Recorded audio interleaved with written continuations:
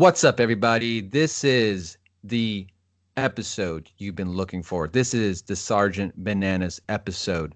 What's up, Johnny? How you doing, man? I'm good, man. Stoked to be on the show. I've been listening to the other episodes. I definitely dig the podcast a lot. It's a great format you got here. Thank you so much, dude. I'm so grateful that you want to come on the show and have a conversation with me. I know this is going to be an episode that I personally will be listening to many times again to kind of glean all the nuggets that you hopefully spill out in this episode. So it's going to be awesome, man. It's going to be a fun conversation. Yeah, definitely. If there is any nuggets to glean on, whatever. There will be for sure. Maybe some chicken nuggets. I don't know. Well, that's cool. All right, man. So you have been doing toy photography, I feel like since I was born, but it's only been a short time, right? How long have you been doing toy photography? Like 5 years, something like 5 years. that. hmm So Five in years. in 5 years, you've managed to gain a massive following on Instagram. You've managed to gain like all of these incredible opportunities. Did you see yourself where you're sitting right now, like what you're doing in the community? Like, did you see when you started out this was going to be your thing? Did you know? No, definitely not. I was just thinking in my head. I was just like, yeah, definitely. I always thought, like, yeah, Of of course, I course. Like, yeah, knew. I knew it. No, I had no idea.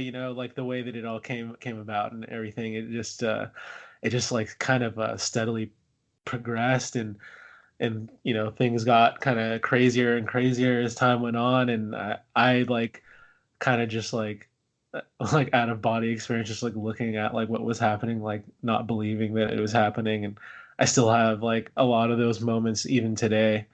I guess I'm fortunate enough to still have those moments where I can't believe like this or that happened. But yeah, like I guess I wanted to give a little backstory just like on how it came about, like real Yeah, quick. of And course. so like, 5 years, probably, over 5 years ago, I got back into collecting the old Ninja Turtle line from like the late 80s, early 90s, the Playmates line. I'm a huge Ninja Turtle fan. And Nice. so like I just started going and like trying to pick up figures that I didn't have as a kid and stuff like that. And at that time, like I kind of had made an Instagram, not this one, but I made an Instagram just like personal one, and I would post like, oh, like look, these are the figures I picked up this weekend, at like a local toy show, flea market, or whatever, some stuff like that. And I started like looking at hashtags of like Ninja Turtle or like toy or action figure, and then realized that there was like a community of like collectors on there. So then like I kind of was making some friends and like doing some trades and things like that. And then eventually I ran into a few people that were doing toy photography. And when I first saw it, I didn't really know like what it was. I just thought it was cool. I was like, oh, what's going on here? Like, that's not just like a picture on a toy on a carpet. It's there's effort into this, and I think it looks cool. And then like fast forward like a few months later, I just had this idea like one day, because I would just sit there and just like stare at these toys. Like I would just like when you're a kid and you're just like playing with your action figures in your room or outside or something, and you're just like coming up with all these little battle scenes or whatever stories. Of um course. like I was still doing that in my head as an adult, but I just like I wasn't like sitting in my room going like pew, pew, pew, I was imagining it in my head, but Sure, sure. I was just like looking at them, right? And I was like, oh, these things are sick. Like Yeah. um so I just one day I had an idea. I was like, okay, like I have there's a character called Mondo Gecko. He's just like a skateboarding lizard, a friend of the Ninja Turtles, and he comes with a skateboard as one of his accessories. And I had an old tech deck, like staircase with a rail on it. So I was like, oh, I should take a picture of him grinding down the rail. So I did. I said I had like Nice. kind of seen like what some of the other people had done, the other toy photographers I had seen at that point. So I put it in like a banana box as like a diorama, and then like I like taped him to the rail and then just like took a picture of it.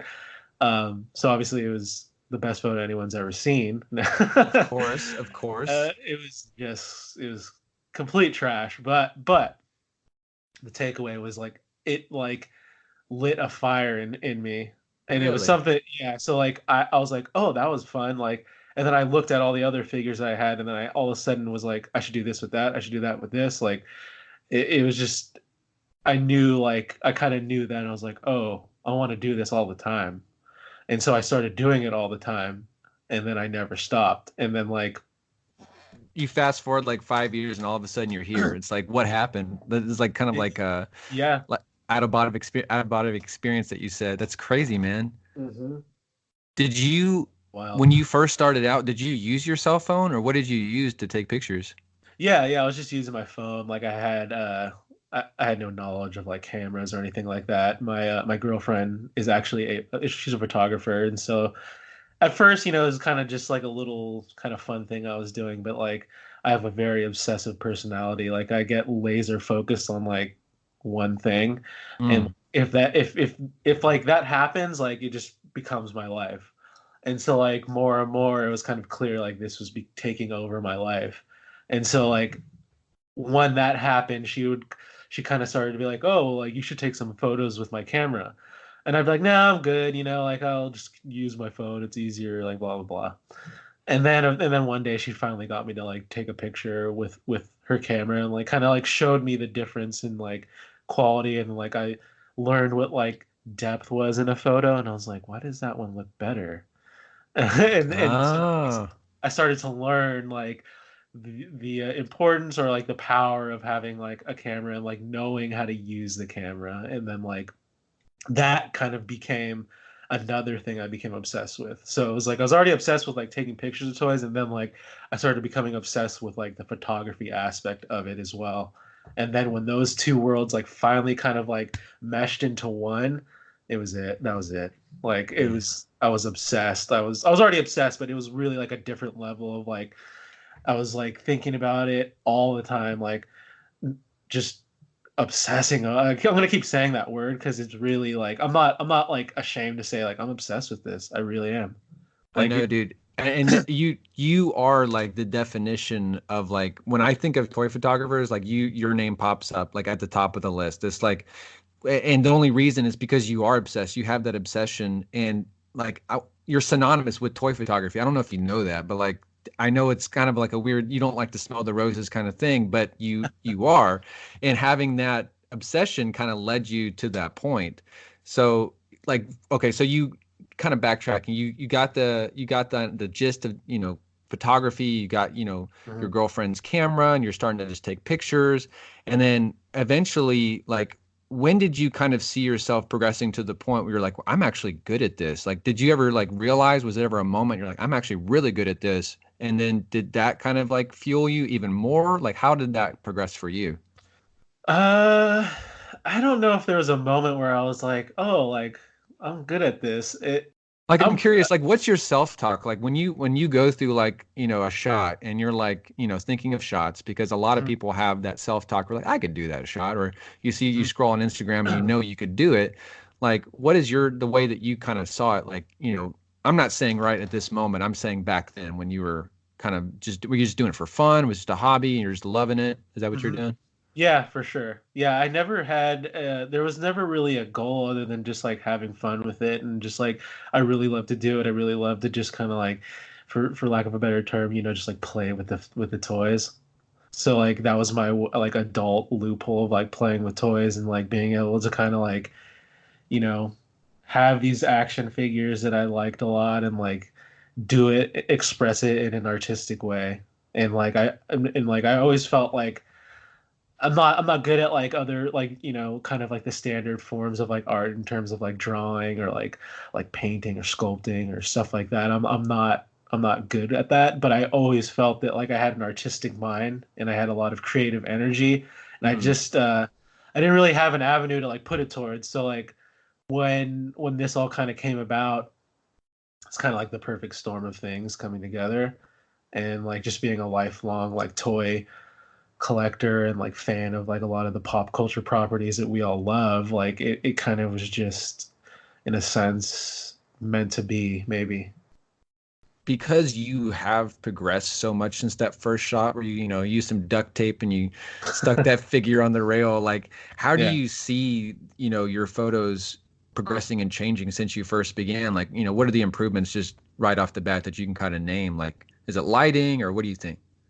I feel like it's just I've gone through different phases. So like, I was doing like Ninja Turtle shots and kind of like almost like more like kind of just like humorous ideas. Like there wasn't a whole lot of like creative photography going on there. It was just more of like the idea and stuff. And then like once the camera stuff kind of came into play, like I definitely remember like seeing practical effects from guys like Captain Chaos and like Father's Figures and stuff. And those, I remember those two guys. Galactic Warfighters was another one that I saw. And like I saw the way that they were doing like like the kind of the stuff you see a lot now, like Yeah. dirt, flying and explosion looking stuff. Though back then I didn't really see a whole lot of fireworks stuff, which we can get into in a different point. But I became obsessed with different things. So like it would be like, oh, I want to know how to do that, or like how do they get that figure suspended in the air to look like it was flying? One thing that I kind of always pride myself on, and I don't know, it's just I know some people will relate to this, but like I wouldn't ask them. I wouldn't reach out to them and be like, "Hey, how'd you do that?" I would figure it out. Like I would just Really? yeah, like I would figure it out. And that's always been my kind of way that I've done it. So like all the stuff that I know how to do, like I was inspired by what I saw, but I just trial and error until I knew how to do it. So like I went through these phases where it would be like, okay, like how do they do the sand? So then I figured out like, okay, like I like how that looks, and then like I kind of figured out like how I want it to look, like maybe I like it a little different, and then like shifting that to like different effects. So like you got like your sand, dirt, and then it's like okay, well like how do I do water? How can I make a splash of water look cool?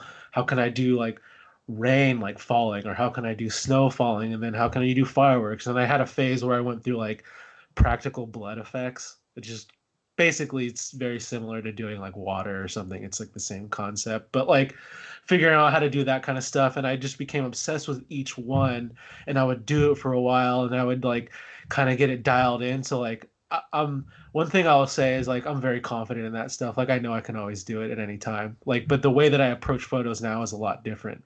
Like the effect, I was more effect driven back then, where I'd be like, Mm. I want to do a photo with Master Chief, and then I want like it would be more about the effect, and like everything else kind of came after. Now it's the opposite. It's like the effect comes last. It's the last thing that I will think about.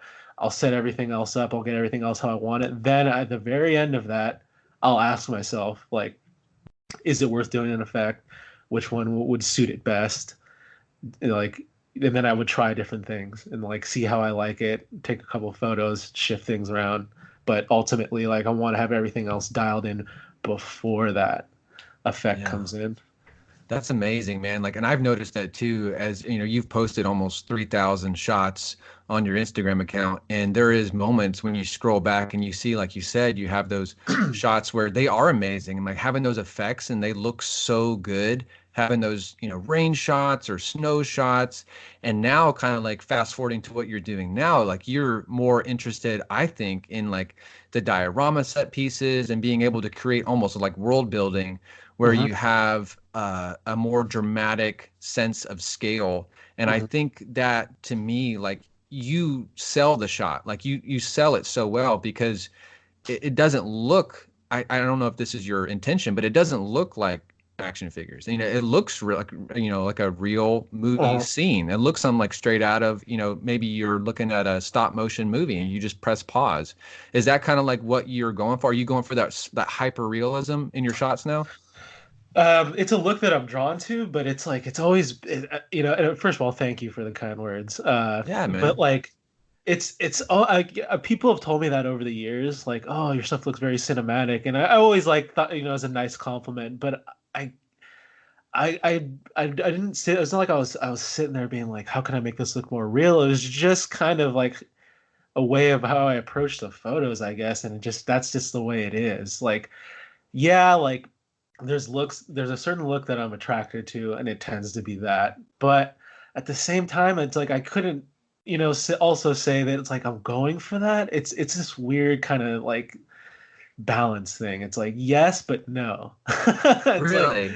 yeah, it's like I like a certain look, but then I'm not like I don't like when I'm coming up with an idea, I don't say like it needs to look realistic. I just more so like I have this idea in my head. I'm like it needs to look like that. And if that Mm, looks realistic, then yeah, then I want it to look realistic. But if otherwise, like it doesn't have to look, whatever the look is, like I want it to look like that. More often than not, I guess it does tend to look more in kind of that wavelength there where it looks realistic or cinematic and stuff like that. But I don't necessarily approach it with that in mind right away. gotcha. Gotcha. Because like when I hate doing the comparison game, but like I'm just doing this for the listener's sake. Like when I like look at your shots versus like say nose range shots, whom I Mhm. love his shots too. They're more stylized, I would say. And he does some really realistic stuff, but like I feel like him is almost like it's like fine art. It's like he Mhm. has that layer, that texture that feels like an art piece. When yours, like it is like to me, it's like pressing pause on a movie, and it's like I'm like watching like Blade Runner or something, and I just press pause, and it's like, you know what I'm saying? It's like you have that smoky, that texture, the snow, or like whatever it may be, but like, and I know that you don't intend to do that. Now that I know that, it's kind of interesting that you're not, that's not your intention. It's just like if it turns out that way, it turns out that way. Mhm. But that's kind of interesting, man. So like, how does it come to you when you have a shot, like you have something in your mind, and where do you get inspired from? Are you just like watching movies or watching a TV show and all of a sudden it's like, oh, I got an idea. And it's like, do you just go for it right then? Or like, how does that process work for you? I mean, yeah, like I get inspired by movies and TV shows, just like the rest of us. And then also like I will say that probably one of the most inspiring things is the figure itself, right? That's like why you get excited about buying something a lot For of the sure. time because you see the character and you're like, you saw the show that it was a part of or the movie that it was a part of, and then like you're like, oh, I'd really like to recreate the scene that was like in this episode or something, and like that's inspiring to you. So like the figure, having that figure accessible to you, like seeing it and then like getting it in hand, and then like a lot of times like I'll have a figure in my hand if I'm like watching TV and I'll just be messing with it, posing it. And so like this has happened a lot. Like I'll be messing with it and I'll like kind of just get it in some pose. I'm like, ooh, I like that. Then I'll stop what I'm doing. I'll take it over to like the table or something and I'll like start looking at it from different angles and stuff. And then I'll kind of start imagining like the world around it. And I'll be like, okay, like okay. I'm gonna talk about a specific shot right now. Just like give a kind of a little mini breakdown. So like that Daredevil shot, the vigilante one, Yeah. I had it. I was like, okay, like he's got the like beat up face. I like that. So I want to do a shot of him where it looks like he just got done, fighting or something, and he's like Mhm. trying to get away. So I posed him in that way. I posed him so he's like grabbing his like side. Basically, he's kind of hunched over. You can see the blood. I actually added blood to his face and his baton with like fake blood. And then I put his back foot like twisted, like he's limping. So that was like once I had that, I was like, okay, now where's he gonna be? I was like, oh, alleyway sounds good, dynamic lighting, and then so I like set it all up. I started like placing the little like trash props, and I got the fence behind it, and then I start positioning my lights. I get the lights and all. I get the look that I want. I'm like, okay, there it is. I take the picture. I see the way it looks. I'm like, that's what I'm going for. Then I ask myself that question I said before: what would suit this?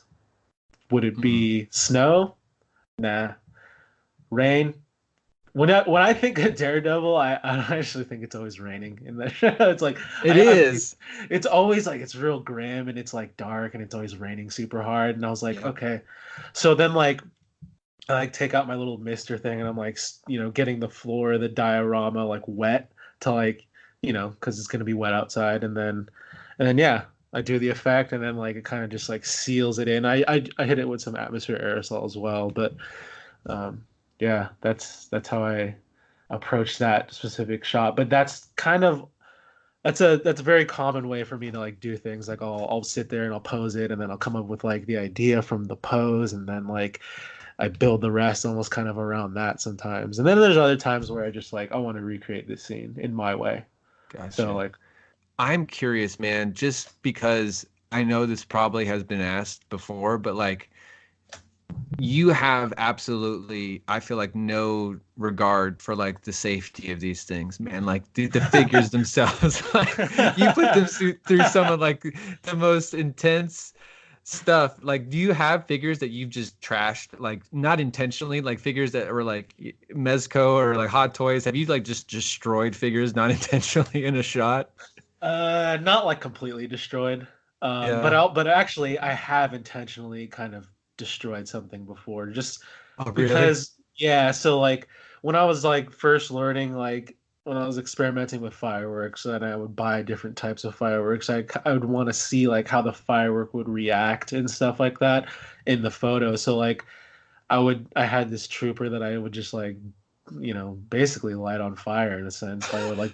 I would just put him in the straight up in like in the danger zone with no care. I'm like, okay, it's a Black Series, $20, whatever. I have a ton of them. Like, I don't care if this one gets melted to to a blob. Like, For a so like good I would, cause. yeah. So like that was one specific time. I usually don't do that, but there's when you're working with fire and you're in plastic, there's always that risk. And then also if you're willing to, like, there's cloth goods as well, and that stuff will catch on fire. Yep.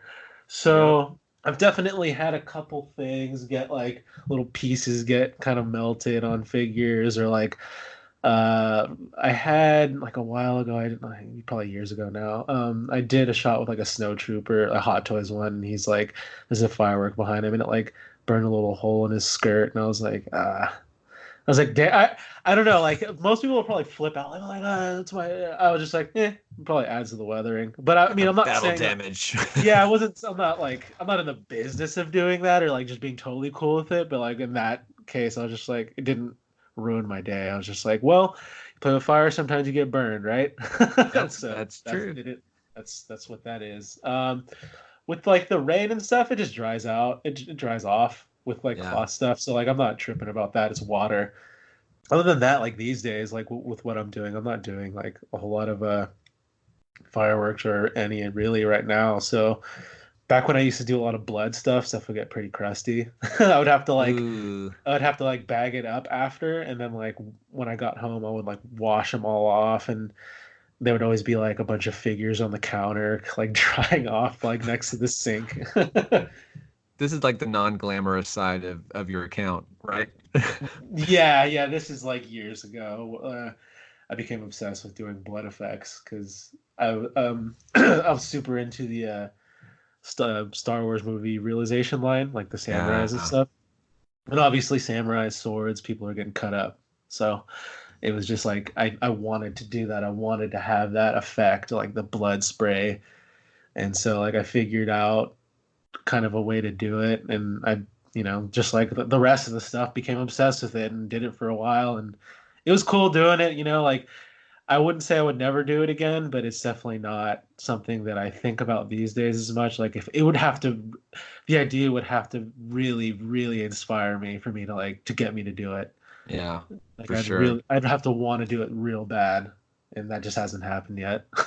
That is a rare quality that you have, man. Like I know like because I feel like there's a differentiation whenever you start doing photography, especially toy photography, like you kind of have to like make that sacrifice sometimes for the shot. And it's like, and I know I don't want to like, speak for you, man, but I feel like you see yourself as a photographer more than a collector. Like this is your passion. Like the photography, of course appreciate the figures, you love the figures, but like you're more interested, I think, in shot, right? Like that's your focus. Yeah, like it's like I'm collecting photos just as much as I might be collecting toys, but I'm more obsessed with the collection of photos. If Yeah. that makes like, I mean, don't get me wrong, like I get super excited about figures. Like it's like a balance. To me, I've kind of always thought, and I've said this before, that it's a balancing act between the two, like the collection and the photography part. And like it's almost like they need to be pretty equal for it to kind of work out in a good way. Yeah. Because sometimes you'll see like the guy who has the real expensive collection, right? He's got all these really rare like hot toys or like custom made 1/6 scale stuff, and he's taking pictures of it kind of just on his desk, or something with his phone. And Hmm. on the flip side of that, you have the other guy who's invested in the photography equipment that doesn't buy hot toys. Maybe like for him, like something expensive might be like a Figure Arts or maybe a Mezco or something. But he's like he has a bunch of different lenses. He's like more focused on that. And it's just like I feel like you can kind of see that in certain accounts, like you'll see like the difference in like where their focus is. And I'm not knocking either one. I'm just saying like Yeah. I think like I want to have like a good collection where I like to have a lot of figures around me so I can when I look around and when I see it, I'm like that's inspiration. Like I'm just like, okay, well, like right now I'm staring at an Ultron Mark One hot toy. So I'm just like I've been looking at it this whole time, just staring at it. Not saying that it's like I don't have any ideas right now. I'm just like I just keep looking at it because it looks awesome. Um, Nice. but like I like having I just like being around all the toys, like I really just it just makes me feel good. Yeah, dude, and that kind of hails back to the episode with Steven Glickman when he was just talking about surrounding yourself, with those things from your childhood, and it for him it creates that atmosphere of creativity because he's a comedian and he constantly having to do stuff for the entertainment business, and like when he surrounds himself with those figures, like just like you do, like you get the creativity. It's just like you get that flow state almost where you're just like, okay, what can I do? And that to me is like priceless. Like having that Hmm. it's worth it. I mean, it really is. And I'm gonna like ask you this, man, because I feel like this is a question that I like to ask a lot with like some of the interviews, but I don't always ask this. But are you more interested in the process, like the shooting and like the going out there? Maybe you don't do a lot of outdoors right now, but you used to do a lot of outdoors. Like, are you interested in the process, or are you interested like in the finish and the posting? Like, what is your kind of, or is it both? Like, what do you kind of like focus on? I'd say it's both. I have equal appreciation in both. Like when things are just clicking and you're just in that kind of like flow state and everything's working out how you want. And like I'm the happiest probably ever. Like when I know that I'm like getting a photo that I like, which I try to do all the time, but obviously as photographers we know that doesn't always work out. But like when that's happening, like not no, I don't have a care in the world. Like it's the best for me. Like I'm so happy. Like I get like a high from it. I'm like I don't know. I I'm know just what you like mean. I know what you mean. I'm just very I'm just like I got all this energy. I'm like oh sick. Like super excited about it. I'm like oh and then I just feel good. It's like then like whatever I'm shooting, I feel like a more of like a connection to that figure. Like oh like look what we did. Like look what we did together. Like look what we created. Look what we just did. Like you're not real, but like you were there too, and I made like we did this like. High five in the figure.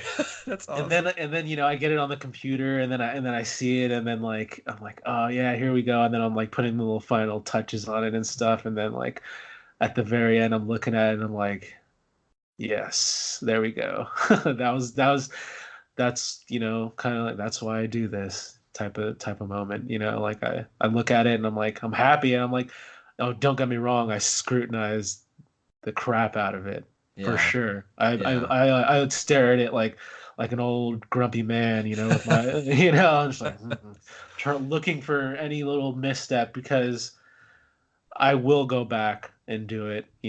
I for sure. I'll just if I Nice. see some little things like I'm over time like I've become more focused on like the detail and stuff in my photos. So like the posing and stuff like that is crazy important to me. Like I need it to make sense. I need it to be right. I just have to have it how I want it or else it will not work and I will not post it and I'll have to do it again. So like I will sit there when I'm setting it up and I will not I just won't make any excuse. I'll just do it until it's how it's supposed to be. And I don't care like if it's annoying. Like I'll get mad for sure. I'll get annoyed and upset and like, oh God, this thing keeps falling over. Like, why won't his foot touch the ground? Or why is his hand not doing this? And I will sit there and do it until it works. Or if it doesn't work, I'll figure out another way to make it work. Wow. I will not let that one slide because to me, to my opinion, in my opinion, the pose is so important. It can tell so much of the story that if it is off and everything else is dialed in, to me the photo is still off. Like Mm. you can have everything else dialed in, your idea, your story, your lighting, the props, everything else, the effect, all good. Pose is off. I'm out. I'm out. I'm out. I'm out. I just Yeah. because like it's just like I just want I try to make everything that I put out like something that when I look back I'm not gonna just like cringe. I want it to be, I want to put my best foot forward, obviously, just Yeah. like the rest of us. We all want to do that. Yeah. So I just I won't bypass. I won't take any shortcuts. I Man, I love that. I hope people are taking notes, man, because like this is one of those I'm gonna have to go back and definitely like redigest all of this because this is good stuff, man. I know I heard this on the toy photography podcast. Like, Mhm. so I wanted to just like ask you this too. So you don't go back and archive anything. So like whenever you post, like that's it. It's like if I you find something after you post it, and you're like, oh, I hate that about that shot. Like you never go back and archive. So you just leave it and you just is it something that you does it bug you or do you try to reshoot it? Like what is that kind of process? Because I'm curious because I really struggle with archiving stuff. Sometimes I get mad about. I'm like, ah, just archive it. Like, Mhm. what made you not do that? I'd like to look back at the journey, you know? Yeah. It's good to like see where you were to appreciate where you are now. Mm. So having all that stuff, like if there's something that I didn't like, I like to look at it and look at why. Why is it that I don't like this? What is it? Where was my head at when I was doing that? Like I like to see that stuff. I like to like face that stuff in a way to see, can you do it if you did it now? Like, and I'm confident now. Like, if there was something I had a problem with like years ago, I would definitely be able to do it way better now. I know that. I Mm. could definitely do that. It's like a muscle that it's just like working out. Like you do this all the time, you naturally will get better at it, and then like muscle memory kicks in. That's why I kind of said like about the effects. Like I know I got that.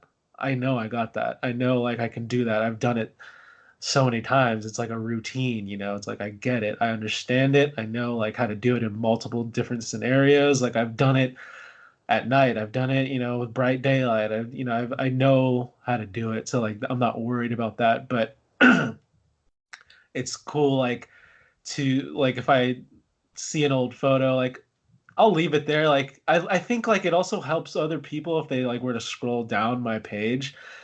Because like if they see what I'm doing now, like for people starting out, it might be kind of discouraging to some people to be like, well, how can I do this? How is he Mm. doing that? It seems, and I'm not, and it's like people have told me this before. It's like, oh, it seems like it's unattainable. I'm like, but scroll down, like, Yeah. and you'll see that there was a path to this point, and it wasn't necessarily like the most glamorous path. It wasn't like I woke up yesterday and it wasn't like woke up like this, man. Like like it wasn't like Yeah. that. It was like a lot of time and effort put into this, just being And obsessed in that. yeah, and I think you have like that respect in the community because people do know your journey, and I think the people that are aware of that, they can respect it, and I respect it because you don't allow yourself to stay where you were. And I know next year at this time when you're posting new shots, it's probably not going to look anything like your stuff you're doing now. Like you're always evolving, you're always progressing, and you're always Thanks, challenging man. yourself. It's true, man. Like you definitely like this is why you have one of the most influential accounts, and this is why that people appreciate and that you have the influence that you do is because you constantly allow yourself to like you said, like look at the old shots, get mad, or maybe the stuff is like you face that stuff, and maybe that's why I feel like I haven't progressed in some areas, is because I'm not allowing myself to face it and get mad enough. I think a lot of people can take and glean a lot of nuggets from this, because sometimes as artists we are definitely our own worst critic, and it's Oh, hard to really appreciate the stuff you're doing. And I'm sure you struggle with this too, which is hard to fathom, but it's like everybody is their own worst critic. And so oh yeah. how do you get past the mental game? Like, how do you approach toy photography from the mental, like, fitness aspect? Like, do you have to like, because I know you're confident in like your special effects, like you said, like, do you have to like sometimes like mentally picture the shot and then try to obtain it that way? Like, what's your mental focus in your process? Yeah, I'll come up with the idea. I'll get the idea and I'll have like this idea in my head and the picture will be in my head. And then I just like what I was saying earlier about like how I will figure it out, like how I saw these guys doing these effects, but I didn't ask. I was like, "Hey, how'd you do?" I just figured it out. So I've done that so many times where I'm confident in like even if I don't know how to do it, I'll figure out how to do it. And I Mm, know, and just like the repetition of that. So it's like I build confidence from that. I'm like, okay, like I may not be able to figure it out right away, but I'll figure it out. And if it's worth it to me, I'll make it happen for mm, sure. 100%. Like if it inspires me enough, like I will become again obsessed, and then like I will not stop until I do it. And that's like it's like a shark smelling blood. That's what it's like. It's like I get the mm. idea and I just will not like let up until it's how I want it to be, and for better or worse. it's That's it's incredible. it's like I might be sitting there sweating bullets or something and just upset and just like, ah, man, this isn't working out like how I want it to work out. And then I'll walk out, you know, don't get me wrong, I'll walk away from it, but I'll come back. I will. Sometimes I'll let it simmer. I'll just like let it sit overnight or something. Come back to it in the morning, and then maybe with a refresh mind, and then that maybe makes the difference, or maybe not, and then maybe I scrap it. But eventually, I'll come back. I'll come back to it if it's again if it's worth it to me. Yeah. If it's something that I really want to do, I will come back to it and I'll make it happen. Man, this is good stuff. We're gonna have to take a break, and we are gonna get right back to the Sergeant Bananas episode. Everybody, stay right there. What's up, everybody? Welcome back to the podcast. We have Mr. Johnny Woo, the master sensei of toy photography, on the other line. What's up, Johnny? Welcome back. Yeah, thanks for having me. Glad Th- to be here. Glad to have you back, man. I got a question for you. I know you've been shooting a lot of mezco lately, but what is your all-time favorite line of figures to shoot, and why? That's a good question. It is. It is. It's a That's hard one. that's tough, man. I think everyone would probably struggle with that a little bit, maybe. I don't. The reason why it's hard is because I just kind of go where my inspiration leads me. So like it's like almost like I could have it as a two-part answer in a sense. But if I had to choose, um, I would say I would say the movie realization line is Really? yeah. I just love the aesthetic of those figures. When I first saw Vader, I just thought it was the coolest thing ever. I love like samurais and that kind of like culture and stuff. I always thought that was really cool. And then obviously, fan of Star Wars, so like it's just kind of like the best. Those figures are really photogenic as well. Yeah. um, and even though like these days, like with what I'm doing now, they don't necessarily kind of that fit into my ideas all the time. Like I still appreciate those figures, and I just think their design is awesome, and they look great. Um, and they keep the line still going too. So like seeing what they kind of come out with now. Now, obviously, then at first it was just the Star Wars, and then they brought out like the Marvel side of it too, which was cool to see like how they would tackle some of those characters in a samurai or a feudal stylization. Oh yeah, for sure. But like overall, like yeah, yeah, it's got to be that. Like that's been my answer for a very long time. and I was a little reluctant to say it now just because of where my inspiration's at now, but overall, it has to be that. Yeah, and you also have a massive tattoo of a samurai stormtrooper, right? I do, yeah. Yeah, it's on the whole entire back piece is the samurai trooper. Did you get that as a homage to your favorite line of figures? Is that like was the Yeah. inspiration? So here's an interesting story. Here's one of the things that has happened over this journey that is probably one of the more interesting things. So the way this tattoo came about was I wasn't thinking of getting one of that. I mean, if someone would have asked me if I would probably be like, yeah, that's cool. I probably because I have tattoos, so like I would have like, oh yeah. Yeah. But a buddy of mine who one of my best friends, he's a tattoo artist, and he's just friends with other tattoo artists and this and that. And so he was hanging out with another tattoo artist. Like it's like a pretty well known guy here in the Bay Area, and they ended up. I came up in conversation. He showed him my stuff. The guy loved it. He was like, he absolutely loved my work and thought it was cool. He's a fan of like Star Wars and all Ninja Turtles and stuff. So he was a fan. He followed me. I followed him, and that was kind of that for a while. And then one day, I think that was in like a live stream I had a live stream and he popped in and he was just like, "Oh, I'd love to tattoo you." So then like that kind of turned into like a private DM. We're talking and then he tells me he's in the city. So then I'm like, "Oh, okay." He's like, "Yeah, you should come by." So I end up going by one day, meet up with him. He's a super cool dude. And then he was just like, "Yeah, I'd like to, tattoo you." And he's like, like for your charge. And I was like, "Huh?" What? I go, "Really?" And so like at first I was kind of like, it's like what would I get? I don't I don't know. Like I Was it know kind of that creeping you out a little bit? no, because he was super cool. Like Okay. it wasn't like he just led with that. He like we talked for a bit and then he said that. And so like we're talking and then he says that and then so Wow. this guy his name's Andre. So Andre he's known for doing a lot like Japanese style tattoos and in big pieces. Like I've never really from the time that I've known him, I've never really seen him do smaller pieces. Like he's just goes ham. Like he goes, you're getting like a body. He's the type of guy you get a bodysuit from. Like Wow. he's gonna do your whole chest, or he's gonna do your entire leg. He's gonna do your entire back. Like he does like huge Yeah. pieces. So he kept asking me like, "Oh, have you ever thought about getting your back tattooed?" And I was like, "No," like I never thought about it.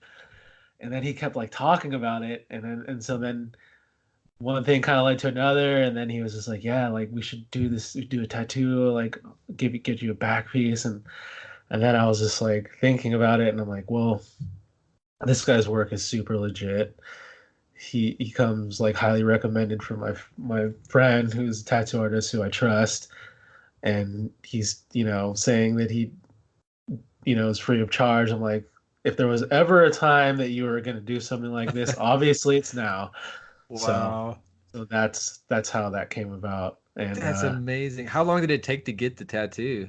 so the tattoo is actually not finished. I have the entire outline on my back, and the outline took like a couple hours. Like he blew through it. It was hell.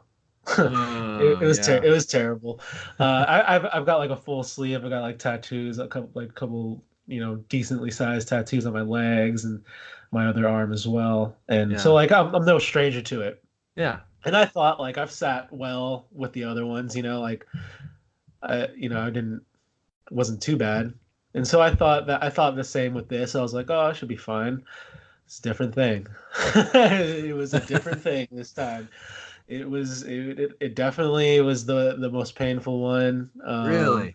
Your back is very sensitive. The skin on your back is very, at least mine is. I mean, I'm just it was definitely painful, and I think it's always funny when you hear like I don't know if you ever heard someone like, oh, tattoos don't hurt. They're lying.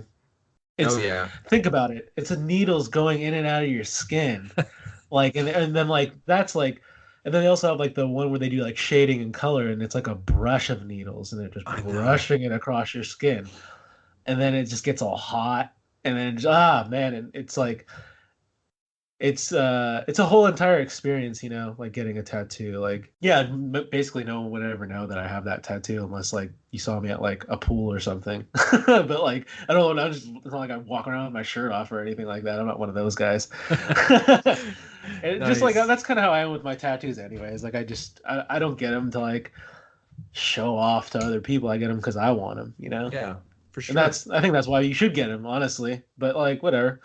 Um, so yeah, I guess in this long drawn out answer, Star Wars movie realization for the win. That is awesome, man. I have a one tattoo and it's very minimalistic, but I've never gotten a back piece. So I think you've inspired me a little bit, but also kind of terrified me at the same time. It's a journey like everything else, right? Yeah. it's it's a Baby commitment. steps. Baby steps. Yeah, man, yeah, definitely. Yeah. So before we hit record on the second part, we were talking a little bit about what you're doing now versus kind of like what you used to be doing when you're toy photography, the indoor versus outdoor argument. And I love what you said, man. You really like being able to have an access to both. And if you want to just kind of like lead with that, like what do you see like the pros and cons of doing outdoors versus indoors? Yeah, I did outdoor. I almost was like exclusively outdoor for a long time.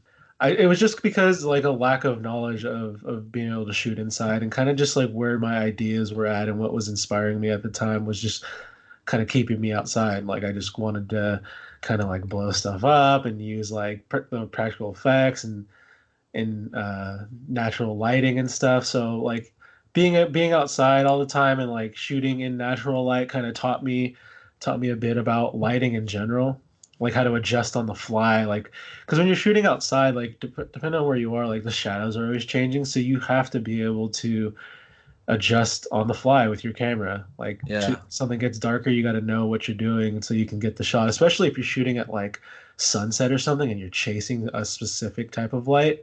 You really got to be on the ball with that stuff. So like it taught me a lot without even knowing at the time, like about lighting and like the way that like different light affects your photo and stuff like that. And so I think that's definitely a pro in terms of shooting outside. And honestly, it may sound corny and everything and just basic, but just like being outside and shooting is cool. Like it's nice, like Yeah.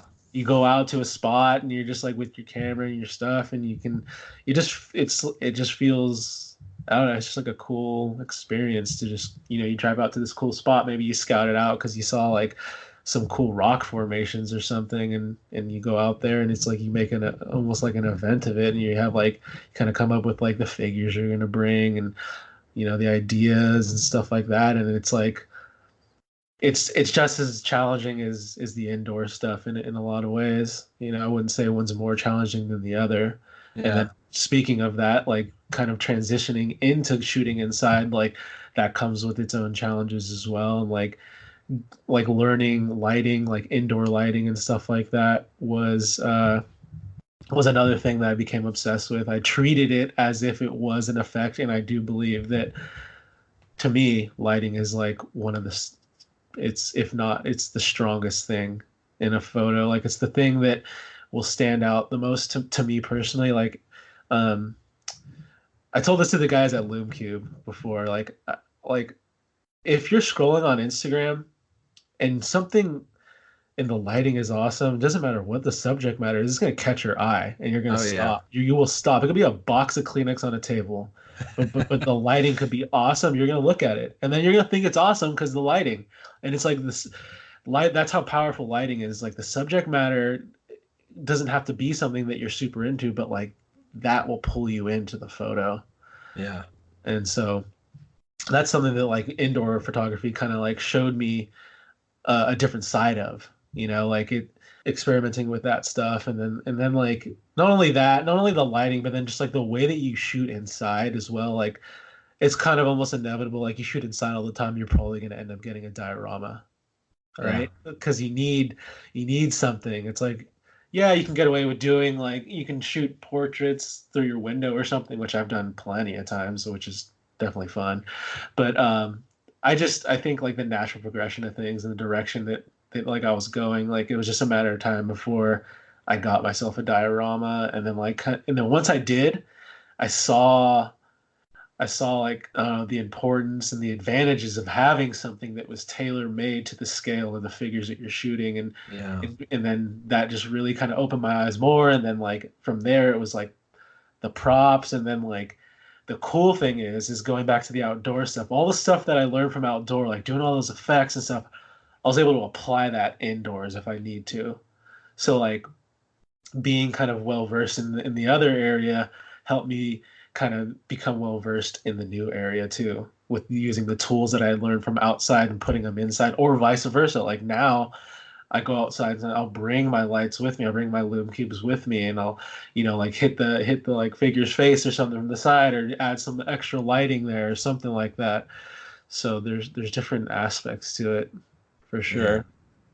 So you having both of those, it's something that you can never truly master. It's like being Hmm. outside, you're always subject to the elements, and then indoors you do have all of that access to control your elements and being able Hmm. to control the lighting and controlling the weather. Do you prefer one over the other now? Is there one that you just like, well, this I'm just going to stick with this? Like what's your preference? Well, for right now, definitely it's indoor stuff for Yeah. sure.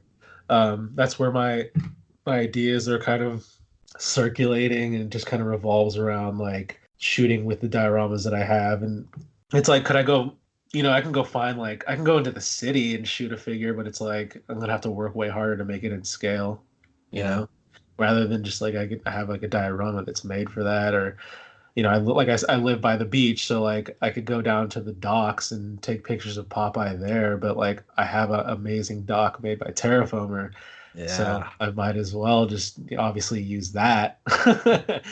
So definitely indoor right now. But I shot outside the other day actually. So Oh, uh, really? yeah, it just depends on where my ideas are at, and like the different figures call for different things, or they present themselves in different ways to me, where I'm like, okay, well, like I want to shoot you outside, or yeah, no, you're definitely going to be an inside character. Like I like things I want my stuff to make sense, Mm. so like what I mean by that is like use Daredevil again. So like Daredevil, for example, when you think of him, you kind of think of a certain type of scenario, or where he would be at, like a location he's going to be at, because what you see from like the movies or comics, right? Like he's going to be in the city or something like that, or it's going to be probably dark, or you know what I mean? Like when you think Yeah. about these characters, you have an idea already. So it's like I'm not going to take him down to the beach, Right. Yeah. it's like he's out of place there, and it pulls me out of it pulls me out of the shoot. It would pull me. I would be totally uninspired by that. Not to say that you couldn't get something cool down there, but I like to start off on the right foot in a way for me. Yeah. Yeah. It's kind of funny. Like for me, I know some people love to do crossover stuff, and I don't know Mhm. why. I guess I just like all my boxes in the right boxes. But like when I see like Marvel and DC like coexisting in one universe, Mhm. it really messes with me. And Mhm. that kind of like it relates in a way that what you're saying. You, of course, when you're selling a shot, when you're creating that world, you really focus on the environment, you focus on the textures, you focus on the Mhm. storytelling. And that's to me the most compelling part is you tell the story and you create it in your head and you build that world in your mind and then you transition it and you put it into reality. So I have this new question that I've been doing recently. Uh, I'd love to ask you this. Is there a Mhm. grail shot, like a bucket shot that you have that you haven't done yet that's like on your list of shots that you want to do? Like if there is one, what would it be? And if you don't have one, like maybe make one up on the spot. uh, hmm. Well, for a long time, like when I was shooting outside a lot more, and I was kind of like in this in between state where I was shooting outside a lot, but I was also starting to shoot inside. And and kind of like coming up with different ideas. It kind of could work in either outdoor or indoor. Yeah. I had so I have I'm a huge Ninja Turtle fan. We kind of if you're listening to this, you know that by now. And so when NECA made the quarter scale line, that was the movie line, like that was amazing. And then obviously they scaled it down and then made everyone's dreams come true. And the trench coat RAF is always had a special place in my heart. And so Yeah. when the first one, they haven't made a 7-inch scale one yet. There's other ways around that, which you obviously know about. Yep. And so the quarter scale one, like I have that one, and because I have all the quarter scale ones, but like that one in particular, when I got that, I had a very specific idea. I was gonna have to take him into San Francisco, but I wanted to have him in a crosswalk. I wanted smoke to be coming out of the manhole, which is I'd have to time it right. And then I wanted to do a forced perspective with him and everyone like an almost like rush hour in the city. Oh wow. And I know I can do it. Like I know I'm capable of getting that shot. It's just like everything else around it is just kind of difficult. It all has to kind of line up in the right way. Like having him there, and then maybe someone kicks him over, and just working in that kind of environment is very like stressful and hectic. Yeah. But I just So think that would be cool to do for you would sure. you would do quarter scale, you said? Yeah. I would use the quarter scale one and then do like a forced perspective to make him look, like Gotcha. So you'd set cute. like a table up and you'd have like him on like a table or something like that. How would you do it? I would get low. Okay. I would probably lay on the ground and I would just have him actually in the crosswalk. Oh, okay. I thought you said for some reason I pictured him actually under like the manhole, like inside like Oh no, that would be cool too. But no, yeah, no. Like I want him like crossing the street, basically, like with the other people that are. gotcha. Um, That would be sick. it's something that like it's just there. It's almost like a bucket list, like you say, like a bucket list shot type thing where Yeah. I'm not I'm not in a rush to do it, and I think when it does happen, it'll be the right time for it to happen. Hey, NECA, if you're listening to this, make it happen. Okay. I want to see that shot. That'd be awesome, man. Maybe That'd be it's sick. something that I can do with like the tested guys. I don't know. Oh, dude. Yes. Adam Savage, please make that happen. That'd be awesome. Make a call. Make the call. Pinch me moments. I know you've had a lot, and I know that this could be probably an entirely new episode just devoted to that. But let's get into it, man. Let's talk about some opportunities that you've gotten to do and just kind of go from there. Yeah, I mean, I heard this question being asked on the other podcast, and I thought that was like an interesting thing, and then I've been fortunate enough and in a position to where I have had some pretty significant pinch me moments throughout this journey, and Yeah. and so like some of like a handful of them. There's just few in particular that when I tell other people, like if I'm telling someone telling someone about it, like I'm almost like it's like I'm talking about someone else. Like Yeah. it's so wild to think that like me taking a picture in like a Apple box of like a Ninja Turtle character somehow led to like some of these moments. And so with that being said, I think like the first like kind of major thing that happened was I remember this is obviously a lot like 4 years ago, maybe five, yeah, something like that, Mhm. when Disney Infinity was still around. Do you remember Oh, yeah, that? dude. So that video, it was a video game, but then they made like interactive, like they made figures that interact with the game. Like you could put it on a base, and then like the figure interacted like inside the game. It was like a statue, though, right? Like a little statue. Yeah, yeah. So Yeah. the thing about those figures were like they didn't have any articulation or anything like that, but the sculpt was awesome, and like they were stylized a little bit, and they're just like they're really cool looking. Like um, the Yoda one in particular, I really was drawn to, Oh, yeah. and so at this point in time of me shooting, like it just, I was just, just doing it like every day and having fun, blah blah blah. Didn't think of anything like I feel like at this point in time in general, like across the community, no one was really working with any companies, at least to my knowledge back then. Like no one was collaborating with like Hasbro or anything like that. And I say this to my knowledge. Like I mean, someone could be like, "Wait, I was. I didn't know about it." So I'm just saying, Yeah. from to my knowledge, I didn't know of anybody. So like, it was like almost an unknown thing. Like it wasn't really on my radar. I didn't think about it. But I ended up getting a message from this guy one day through Instagram DM, and it was a guy that worked at Disney Infinity, or he worked on that line or whatever, and he pitched this idea to me about having me shoot a Kylo Ren figure that was at the time not yet released, and it Oh. was part of their light effects series, the ones that so like when you put him on the base, like the lightsaber would light up and stuff. So he was asking me to do some photos for it, and obviously, like I was blown away by that. And so I'm like, wow, this is like crazy. Like someone from a company is like reaching out to me. So I would say that's like initial pinch me moment right there. Like having someone reach out to me, but it gets deeper than that because like it wasn't just the project. Then with that came an interview on StarWars.com as well. So that was another pinch me moment Wait. as well. So that Disney Infinity project led to the StarWars.com interview? The first one, yeah, The first one? Okay, yeah. gotcha.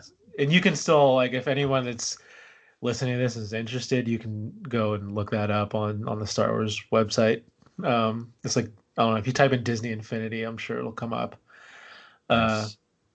so that was pretty wild. And then after that, like not too long after that, Hasbro hit me up through like Facebook Messenger, and I remember reading the message and being like, "What the hell?" Like I remember a specific point in time where I was down at this beach, this spot that I would shoot at a lot, like years ago, with a friend of mine, and he would always go with me to just to like hang out, and we would just like I don't know, shoot the shit and whatnot. Yeah. And one day he was just like, like he's like these companies should be sending you stuff, and I would always I literally would always laugh like, yeah, oh yeah, right. Like he's Yeah. like what he's like watch one day they're gonna be sending you stuff, and at the time the type of stuff I was shooting was like Black Series and mainly stuff like that, like kind of stuff you Yeah. can just go out and get at like Target and at the time Toys R Us and places like that.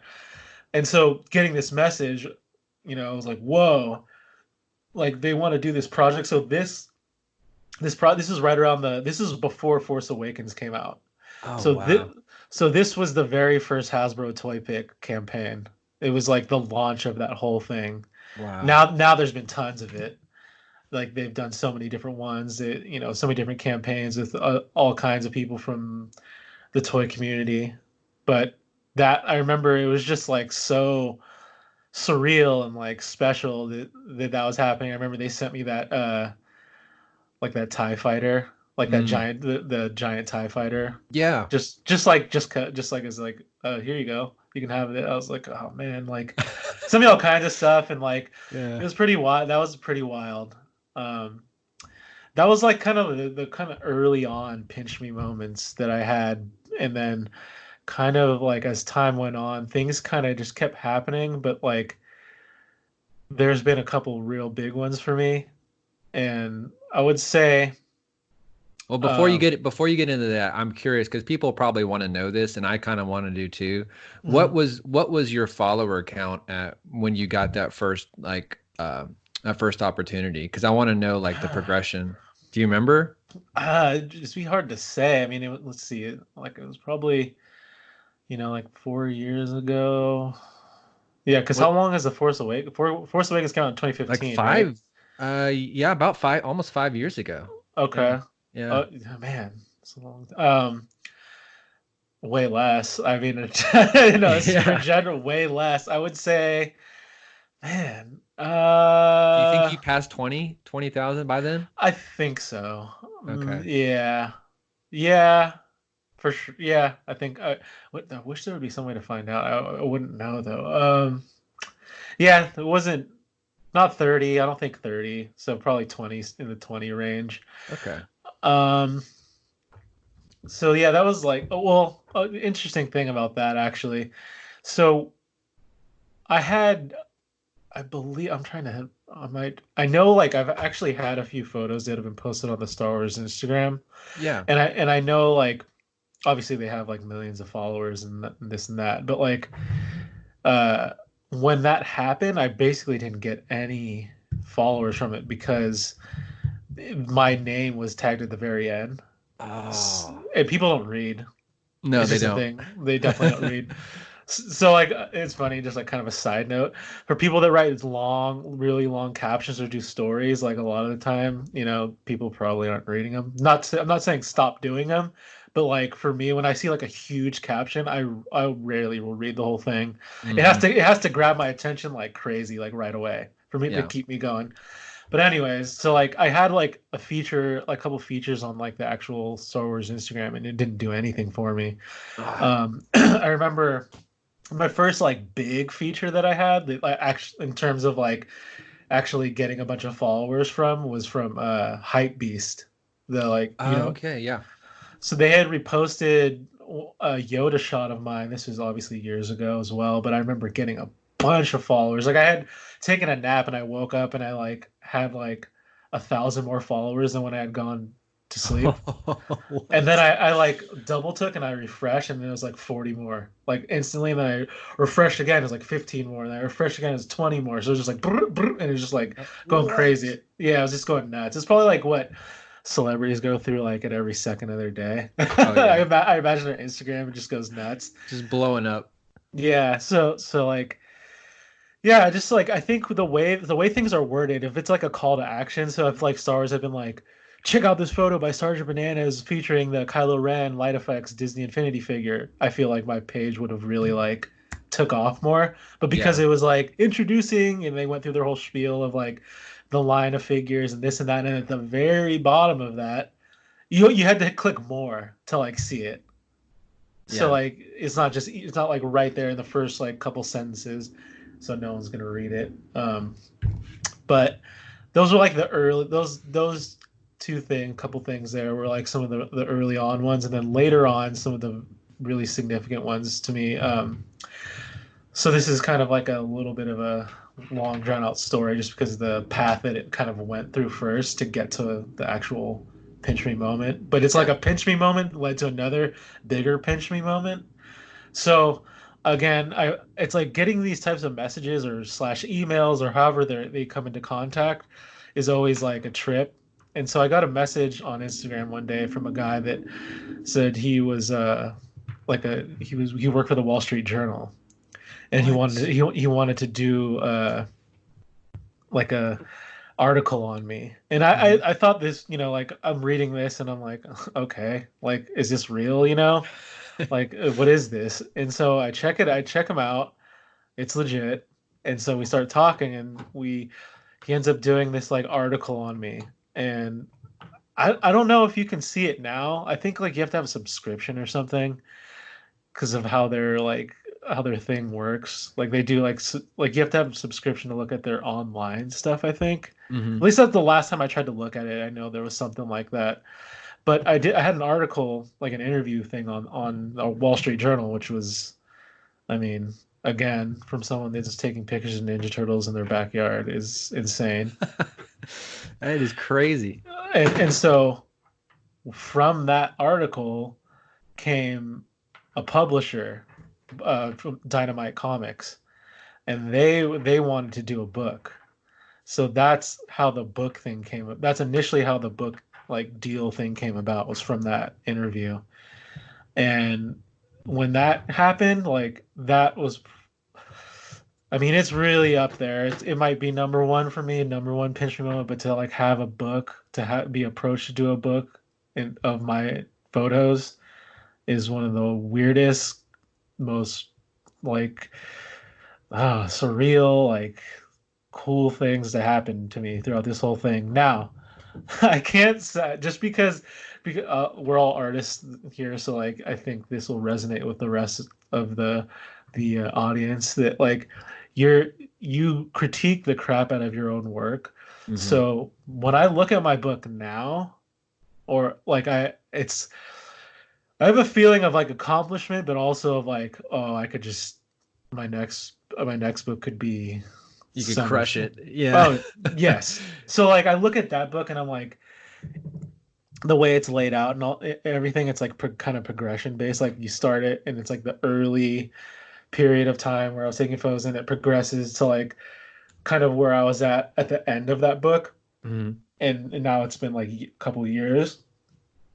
But like I look at it, I'm like, oh man, like I just like I think it was necessary. It was a necessary thing to do it that way. But now, like if I was to do another one, it'd be a lot different. It'd be more artsy for sure. Would you do it with the same publisher? Did you like them? um, if they offered me a good amount of money, I would do it. Yeah. Otherwise, I don't think so. I didn't. No. I feel like it was definitely a learning experience with that book, and Okay.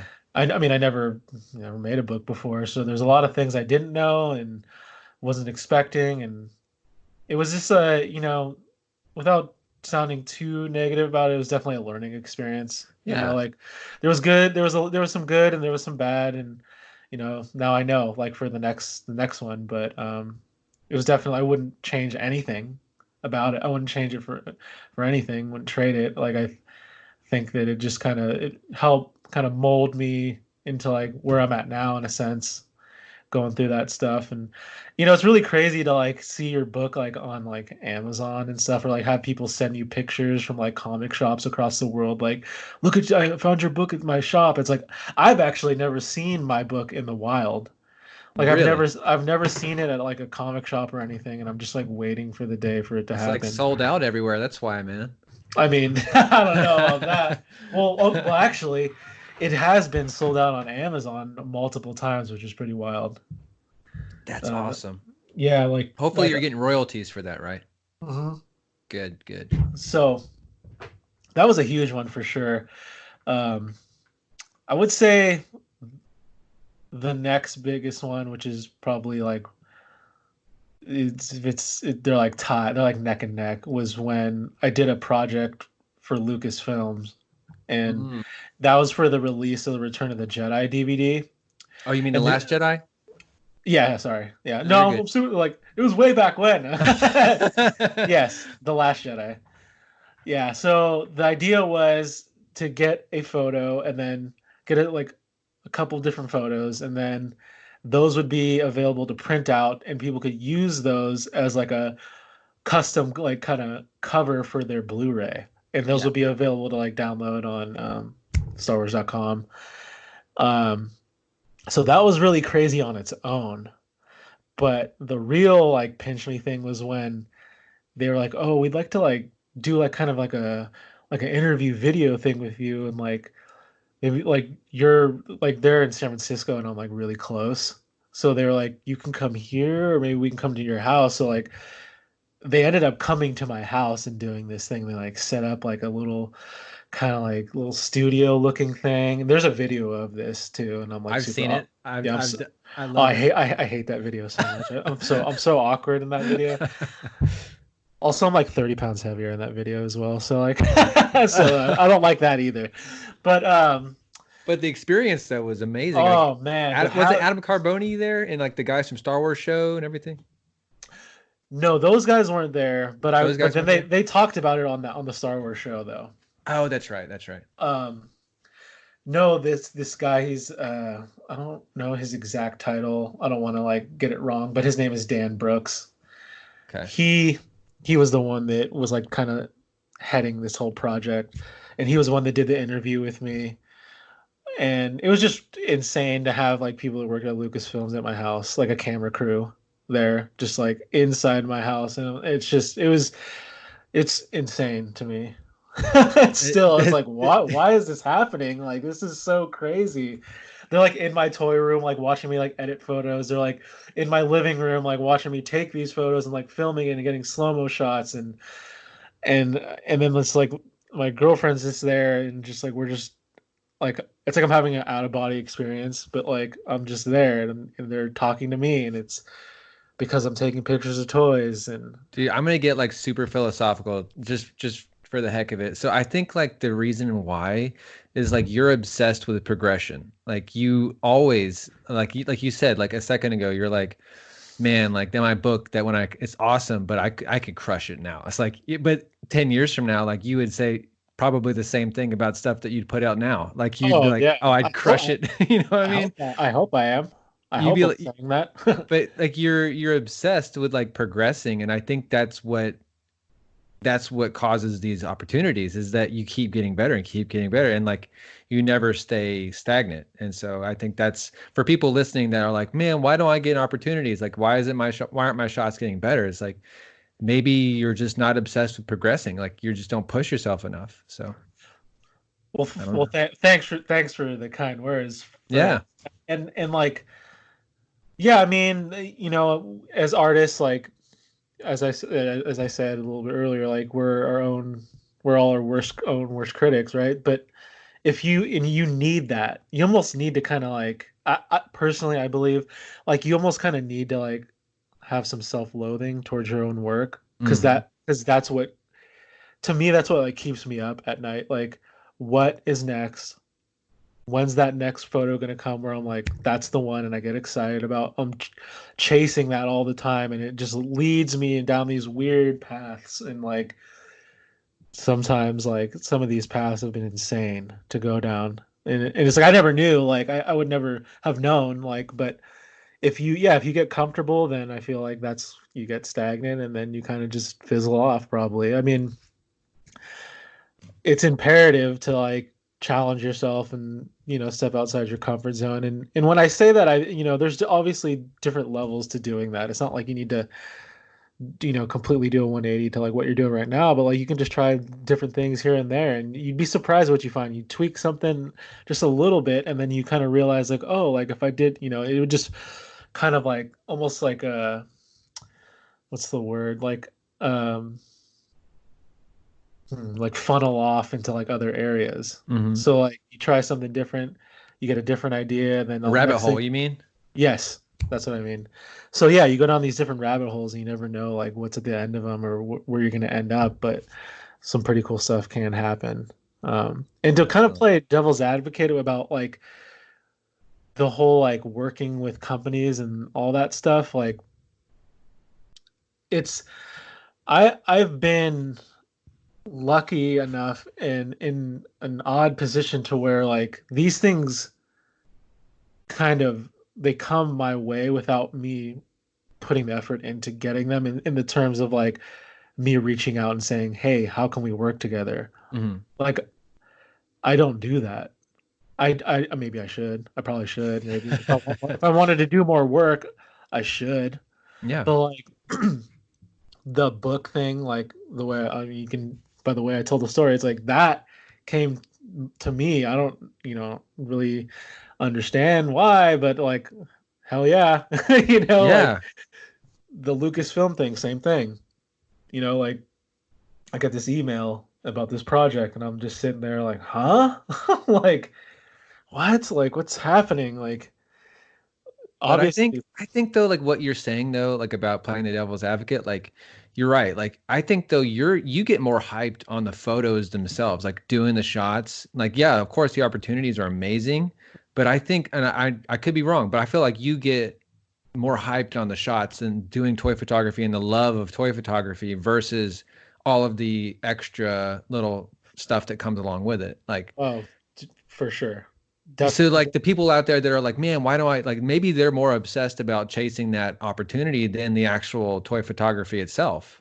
It You know what could I'm be. And I mean, I guess like nowadays with the state of like where the community is and how many people collaborate with companies, like for someone that's like relatively new starting out, like that is like the norm to them probably. Like they see that and they're like, "Oh, that's what you do. Like you start off, you get like a body of work going, and then like eventually a company will want to work with you." But like back when I started, that wasn't really a thing. I mean, it's Yeah. funny to talk like that and making it seem like that was like a million years ago, but that was just like 5 years ago. It's progressed so fast. So Yeah. fast.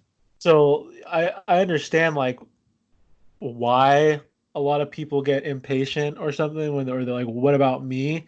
But it's like, how long have you, if you've only been doing it for a year, it's like, kind of chill out. Like, just focus on like having fun and like, enjoying your work. Try and enjoy your work as much as you can.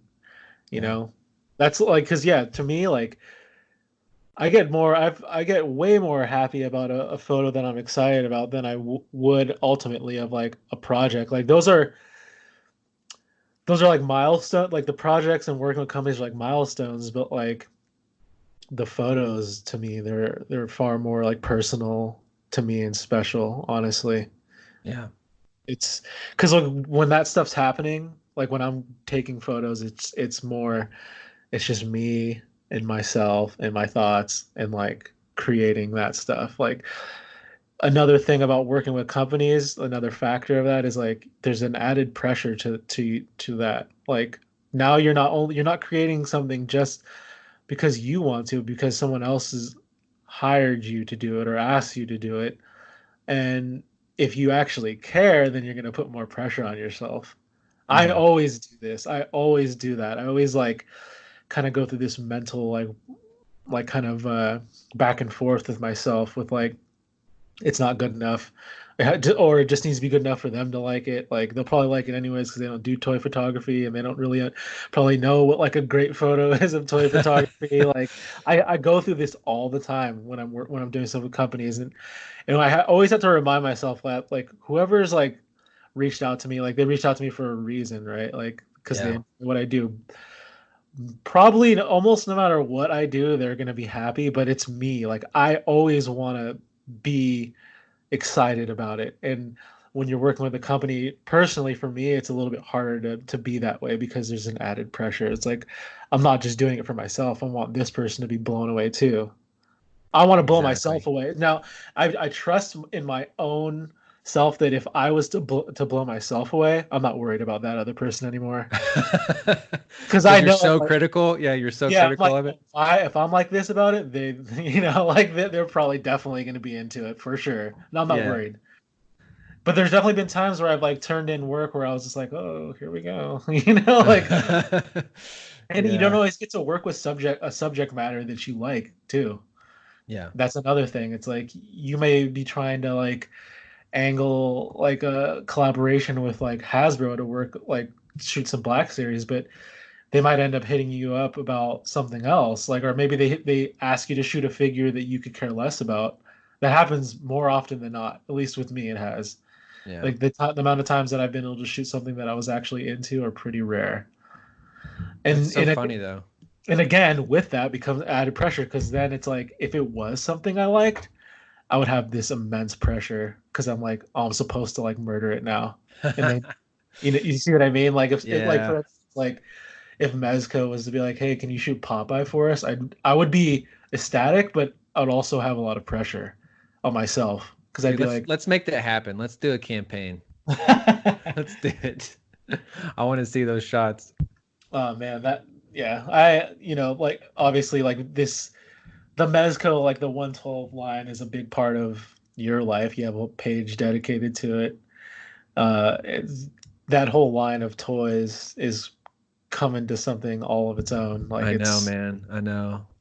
I'll send them a DM and see if they that's if they're interested. no, don't do that. It's Oh. all if it hey if it happens it happens. You know what I want to see? I just want to see Bluto just like smashing Popeye, just burying him in like I one of his would like hammer punches or something. yeah that blue I can't wait for that figure. I Uh, know. it's that Popeye like it's for me it's figure of the year for me Mm, and it it's like before that figure came, like I was a fan of Popeye, sure, but it's not something I ever really thought about. I never thought that I would want a Popeye figure, and then I never thought that I would like it as much as I do now.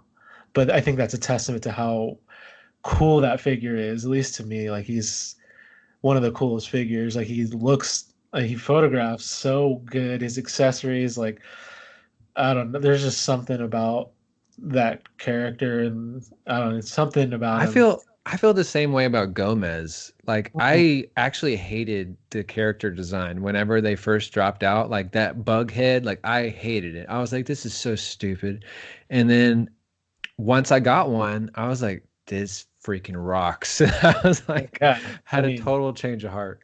that figure, like the body they use, like the buck that they use for that figure is so good, where I it makes you know. like, you're like, no, and use that for this guy too. Use it for that one. Use like spread that. Use this one. Like use it how you use the Joker body. Yeah. It's like because double jointed. He's got double jointed elbows. He's got a lot of like. He's got a lot of articulation in him. More, He's got better than Spider-Man, I think. Better articulation. yeah, I think he does.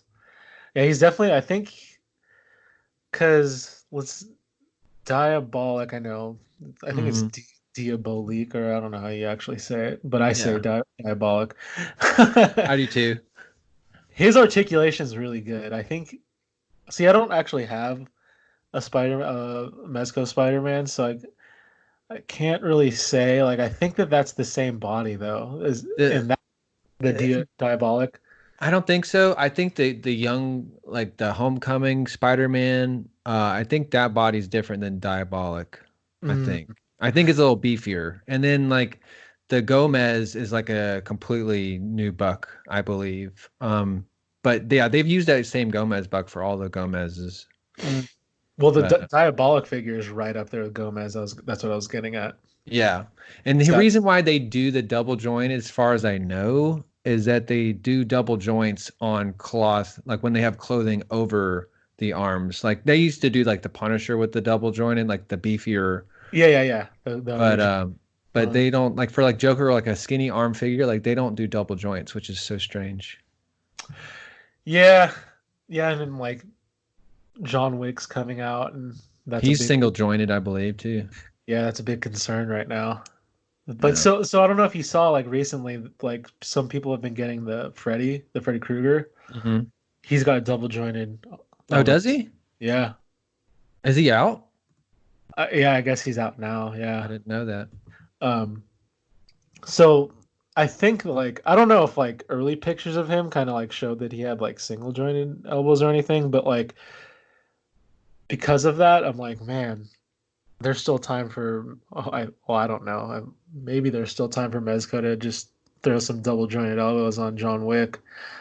Because to get him in those poses where he's like holding his gun correctly and like I you know know. you really do need that. Well, I think I heard it on the Dork Lair podcast, and one of the guys who was actually getting to talk to Mez at one of the conventions, and he said that it was the reasoning behind it was because it didn't like lay right on the suit, like the suit body didn't look right when they had double jointed arms or something like that. But that Yeah, doesn't make sense to me because the Gomez looks perfect with double joints in yeah, having it, I don't know. Like I don't get it. Like I don't think he's really concerned about people's uproar about it. So yeah. I mean, it's whatever he thinks is right. So yeah. I mean, yeah, it is his company, so yeah. he has final say. I mean, he's absolutely taken over this. I mean, he's got this market cornered with the whole cloth goods and the Oh one yeah. like now you're seeing like other companies do it too because they're like, oh, okay, like people care about this stuff. Like even Mayfex is adding cloth goods on some of their stuff now. Yeah, and figure arts too. Yeah, they got like some of the cape finally, right? I Finally, know. they got some I know. wired. The one funny thing though about Mezco is they don't do wired capes except for that one Batman supposed to have it, the Supreme Knight. Supreme Knight has a wired cape? Supposedly, yeah, I didn't know that. yeah, the Huh. black one is supposed to have a wired cape, I believe. But I think that's the first one to my knowledge. Huh. It's because all the other ones don't have it. See, they don't tell me all this insider stuff. I wish they did. That way I could update everybody. Oh, I don't think that's insider information. I think it actually says like if you look at like a picture of the Of Supreme that. Knight in the description of like everything it comes with, I think it says that on there. Oh, you know, you're right. I do remember reading that. I just totally forgot. Yeah, I don't have any inside information with them at least. I don't. I don't know much of anything. That would be the Amazing's thing, but I'm pretty sure Yeah. you can't He, he's divulge. he's got like he's got like a an NDA thing with them, which is awesome. I'm happy for him. Oh yeah, yeah, I know. I mean, I It's, talked to him. I don't ask any questions that I know he can't answer, yeah, me neither. I don't want to bug him. and I That's know like it's like I'm not gonna be like, oh, so what other characters from Popeye are they gonna make? It's like he can't. If he knows, he can't tell me. exactly. Or it's like, what's the next Batman villain? He probably knows, but he can't tell me. So why ask? I Exactly. It's like don't know. why make him feel awkward? Yeah, I mean, he knows that I know that, so it's just like I'm not gonna ask him. Like the thing that I might ask him is like, oh, do you know when this is gonna go for pre-order? That's like, Oh, okay, so he comes with two capes. I'm looking at him right now. The new uh Supreme Knight, he comes with two interchangeable capes. yeah. What? I feel like that was always one of the main things that was kind of missing on their Batman figures was that That's genius. because obviously like the whole wired cape thing makes such a big difference. It adds so much more emotion to the figure. It does. Yeah, I'm looking at it now. Like you can totally see the ones that has the cape that's like the normal cape that comes with every other Batman. And Mhm. then you can see there's one shot when he's like all sprayed out, but Yeah, I think that's the one with the wire. probably, yeah. Yeah. Yeah, so hopefully that'll become like a normal thing. I hope so. Although I guess like isn't that kind of supposed to be their last Batman or something for a little bit? Dude, you know that's not going to be their last Batman. That's like their number one seller is like he's going to make Batman forever. Like he's It's never going to stop making Batman. it's his number one seller maybe right now, but give Gomez a few more releases. Well, I feel if they would do Gomez as a regular release, like um that would be awesome. Like I think people would buy it honestly, but they've been only uh, doing that is exclusives. that's true, huh? I didn't really think about that.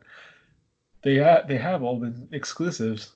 Yeah, and I talked about this actually on a recent, I don't know if I've released this podcast or not. I think I have. By the time we release this, it'll be released.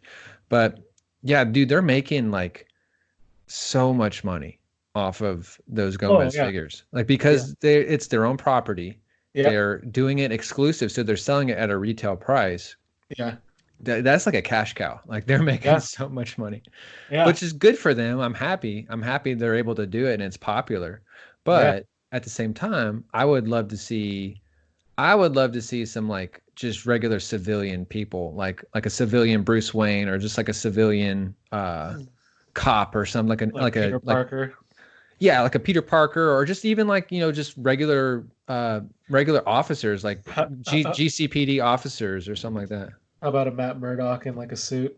Oh, dude, yeah, like just a regular clothes, like a suited Yeah, Matt Murdock, or you could do all kinds of different things. you could do the Punisher in all different types of ways. Oh, I know. I hope they come back and do some more Punishers. I think they probably will. Man, they've done quite a few though. Haven't they? So you got the classic, the original one, and they did like the classic white and black. They did the Toy Fair all black. They did the PX. They did Spec Ops. Let's see, is that? I think that's. I can Is look it that up. it? I Let me think look. that's it for those. They did like the original, which is, and then they did the classic comic like one. Toy Fair that's all black. PX, Spec Yeah, Ops.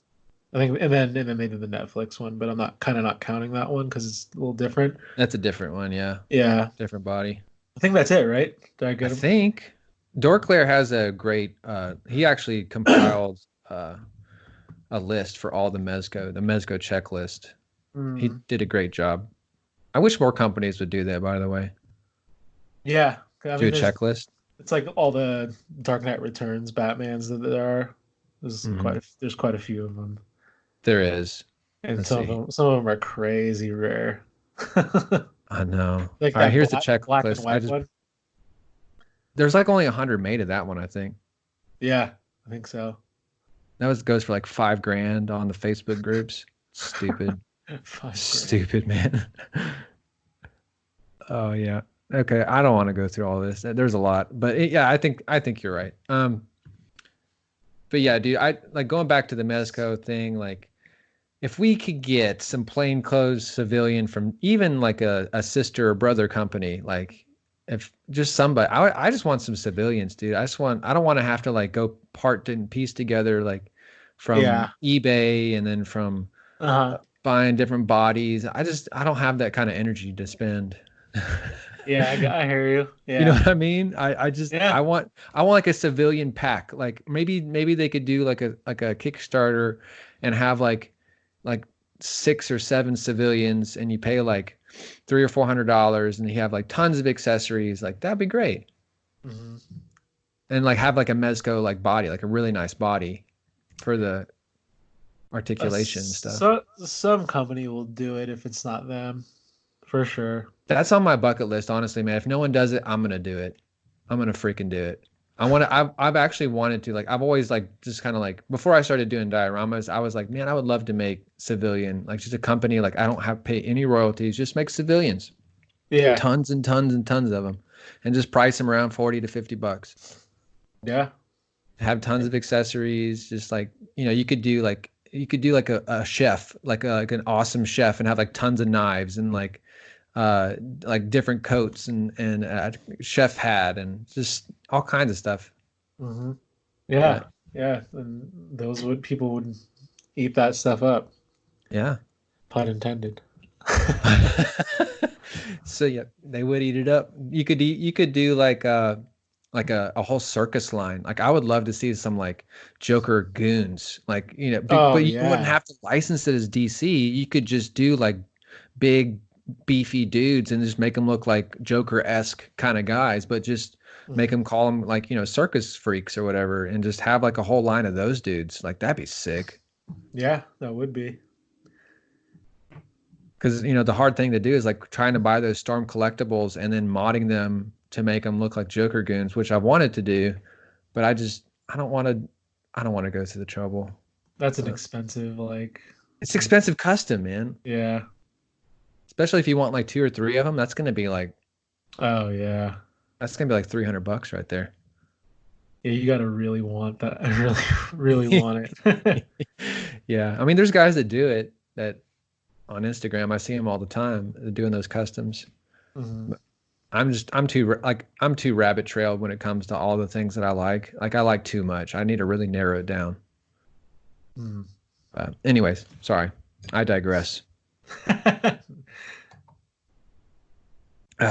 Well, dude, anything else you wanted to drop the good people with? Any knowledge, any nuggets, anything you got working on? Hmm. No, not really. At the moment, I can't think of anything. I'm sure by the time this comes out, I'll probably be doing something different than I'm doing right now. So I I don't saw know. that you posted the new uh, was the Samurai Gomez Oh yeah, Lone Roach. Yeah. Lone Roach. Yeah. Yeah. The figure's pretty awesome. Is he is he everything you wanted him to be? Yeah, I think for me, he's my favorite version of Gomez so far. I think he's hmm. I don't want to say he's the best. Well, to me, he's the best one Yeah. because it's samurai. But yeah, I just like the heads, the colors of the different heads and stuff he comes with, and his kimono is super cool looking. Um, You the should have him red. fighting against some movie realization figures sometime. Hmm. Possibly. Yeah. Because We'll he see. can time travel. He goes through different times. That's Gomez, right. Gomez the interdimensional warrior. That's right. Hmm. Technically, you could throw Gomez in anything. Yeah. And because I was just thinking about that because he's got the red chucks, you Yep. know, so you can even have him in like urban looking areas. I don't know why I connect those two dots like that, but I'm like, oh, he's not. I mean, he's a samurai, but he can be like in the city. Like a urban samurai. Yeah. Yeah, for sure. So you'll definitely see something like that from me. Did you pick up that the Rurouni Kenshin? that one like random company. You know what I'm talking Oh, about? Dason. Yeah, Dason, I think. I did not, but I Are might you a have fan of to. that show? I don't even really know what it is, but because it's a samurai, I'm somewhat interested. And I Yeah. heard, and I have, I have a Saitama and Genos from that company, Nice. and those are pretty solid figures. So, They have that show, I believe, on Hulu. That's one of my favorite shows. That if you want just a fun anime just to throw on in the background, like that's mhm. a great show. And Hmm. it's got so many cool like you could do so many shots based on that show. Like there's this one character that that's sad. I don't remember the name of the character now, but he's got this massive Buster sword that's like 25 foot long, and he fights. He fights Rurouni Kenshin with the sword. But he's like, yeah, dude, you should just watch that show. You'll get a lot of inspiration. All right, Check it out. 25 feet. It is. It's long. That's crazy. It's like a kind of like Cloud off of Final Fantasy, but like probably like 10 foot longer or something like that. Where do you see yourself, man? Like, do you, I know you're always thinking ahead and planning and being creative. Like, do you kind of have like, like a 10 years from now, Johnny, that you kind of see yourself becoming? Like, what do you want to do? Like with this massive following that you have, like, where do you see yourself? Hmm. Well, I guess like the dream would be able to like make a living from this. It didn't start that way, but then like obviously there's that saying, it's like find what you love to do and you'll never work another day in your life. Like I really do believe that. Like if I was just doing what I'm doing all the time when I'm not working, like that would to me that would be awesome. That Yeah. seems awesome. Like, and I've kind of had a taste of that and seen like maybe some stuff that I didn't like working with like companies and stuff because of the added pressure of creating content for someone else and they're paying for it and there's a deadline and you want to put out like some really awesome stuff and the added pressure from that can kind of like mess with you mentally sometimes, but Mm. ultimately I guess like if I could just like tailor make my dream, it would be like literally just like taking pictures of toys and just like maybe having like galleries or something, or I could doing like do like workshops and stuff like that, and just make it like kind of traveling and doing that stuff. And I don't know, like I'll tell you, like a dream place to work, however, would be like Leica Studios. That What's would be that? Leica Studios. They're the ones that do like the stop motion. So they did like Kubo and Oh, like Coraline, and then they just did why am I the Missing Link. okay. So they build their entire sets, and then like it's if you ever go and watch some behind the scenes of that stuff, it'll inspire the hell out of you. Okay. I'm gonna do that. You'll probably be like, I want to work there too.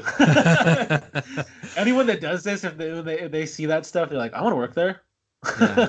Yeah. But other than that, yeah, like I would like to just, obviously keep doing this, and as long as it inspires me, and then I'm just excited about like future figures that are coming out, and then just like progressing, my skill set as well, just obviously naturally, just seeing where it takes me.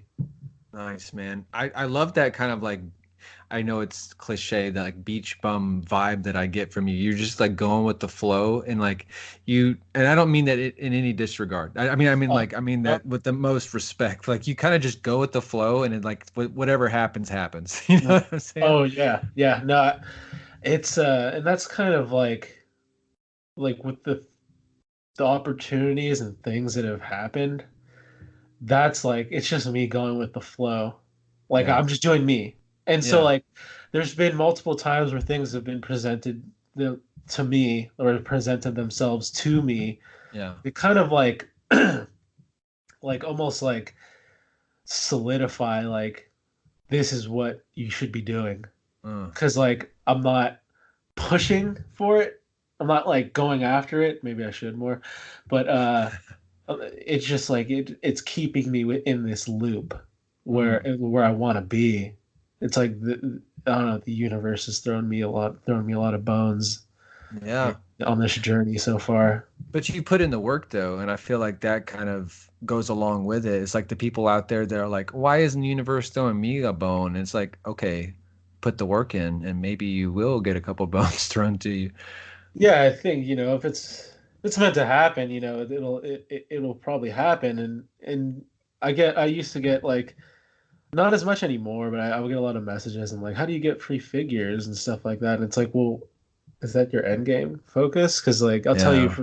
for me personally, like I never really thought about that. I mean, obviously I thought like if someone wants to give me a figure, that would be awesome, which it is, but like it wasn't the goal. The goal Mm. has always been to like create stuff that I was proud of and like progress within that. It's very And it's still selfless of you, man. well, thanks. Because I've wanted that. And you know, have the Well, opportunity to get stuff and get sponsors and stuff like that. But like, it's it's very selfless of you. That's for sure. I should say though that like it's been years now. Like I've been collaborating with like Hasbro for 4 years, I guess. Yeah. I've been like that's them. Like I've done other stuff with other companies, but like so I've been in this cycle where like I've been, getting hooked up by them for years. So like, at a certain point it's kind of like the first, a few times like, whoa, crazy. They like, they wanted to send me stuff. And then like over time, just like everything else, it becomes almost normal, right? Yeah. Yeah. Like not to say that I don't appreciate what they're sending me, but it's just like that like crazy excitement and like, oh my God, stuff kind of fades away after a while when it happens. Yeah. Time, this is not me complaining. So just don't take it the wrong No, way. I know what you mean. I know what you mean. Yeah. It's just like everything, it's like let me put it this way, like try to use an analogy here and try to not sound like a complete kook, but like uh so like a billionaire, right? Like Yeah. he drives these fancy cars every day. Do you think that he's like every day he gets into his you know Lamborghini, Ferrari, Bugatti, whatever it is, or his jet, at a certain point it becomes normal to him, Yeah. right? Like he's just like, okay, this is just life. Yeah. And it happens with everything, and so like doesn't mean he doesn't appreciate what he has, because I definitely appreciate like the companies. I'm very fortunate to have worked with a lot of really cool companies and stuff like that. But in terms of like the free figure specifically, um it's cool. It's definitely really awesome to get stuff like sent to you. It's cool to like know that a company has recognized your work in that way, where they want you to like they want you to have their stuff. They Yeah. like, we want you to shoot this. And then as time goes on, if other things progress, like you get to kind of see other sides of that picture, of that Mm. that puzzle, which I have. So it's an interesting thing. Like doing stuff with companies, it can be really great and it can be not so great at times as well. Yeah. There's a lot of pressure, and I think that kind of shows the level of Oh, I'll sh- seriousness that you take it, you know? yeah, I'll share a little story Sure. like that. So last year around this time, I like the Ant-Man and Wasp uh, Blu-ray was coming out. So I got contacted by Marvel to do some photos for them for the like in time with the release of the Blu-ray. So like obviously, it's like Marvel, not like some division, like the Marvel. So Whoa. obviously, so that's like a big deal, like Yeah. crazy, right? And so like I was like, oh man, like and then you can imagine the type of pressure you'd have creating something for those guys. Oh, I So know. there's that. Then also they wanted me to come up with 5 ideas that needed to be signed off on, and then I can like go ahead and do these ideas, but they were kind of restricted to certain guidelines, so it made it harder. Like the window of creativity started to get smaller and smaller there in a way, because I was kind Mm. of like stuck doing certain things. Um, but the opportunity was amazing because it's Marvel, right? Yeah. It's a nice feather in your cap to say that you've worked with them. But I will say that doing that project with them was it was one of my least favorite ones, because of the communication. Working with the person that I was working with wasn't the best, and it was just it was just a hassle, and it just overall, like, I was not happy with my work in that project at all. And it That's was so funny. it's like you get this opportunity of like a lifetime almost, and then it just kind of like leaves you with a bad taste in your mouth. So like it Huh. taught me it taught me a good it taught me a valuable lesson in a lot of ways, because one of the things that ended up happening was they posted, so they have a few different, Marvel has a couple different accounts obviously that they use on social media. They have the like straight Marvel account, like the Marvel account, and then Yeah. they have the Marvel Studios account. So they had reposted one of my photos on the Marvel Studios account, and they gave me and Terraformer credit, which was awesome. You know, as they should, right? Yeah. Like it's our it's you know his diorama was in the photo. It was my photo and stuff like that. So we got credit, but then they posted the photo on the actual Marvel account with no credit, and that definitely like irked me pretty bad. Oh. And so I remember I messaged the guy, and I was just like, "Hey man, I saw that post. I was really happy to see it, but actually pretty disappointed when I saw that neither one of us was given credit for the photo." And he basically just he was all, "Oh yeah, we're not obligated to give you guys credit since this is a paid gig," and which is like, it's, while that's true, it's just Yeah. like it's disrespectful from an artist Especially standpoint. yeah, in the toy photography community where we are so aware of that, especially when someone posts something or reposts something and you don't give credit, like that's like a Slap in the no-no. face. It's a It big is. slap in the face, and it's like the biggest slap in the face, because on social media, when you're trying, like, if you're trying to grow your account, you live and die on those types of things. Like, Yeah. imagine getting a feature from Marvel where they're like, check out Sgt Bananas photos. Like, account's gonna blow up.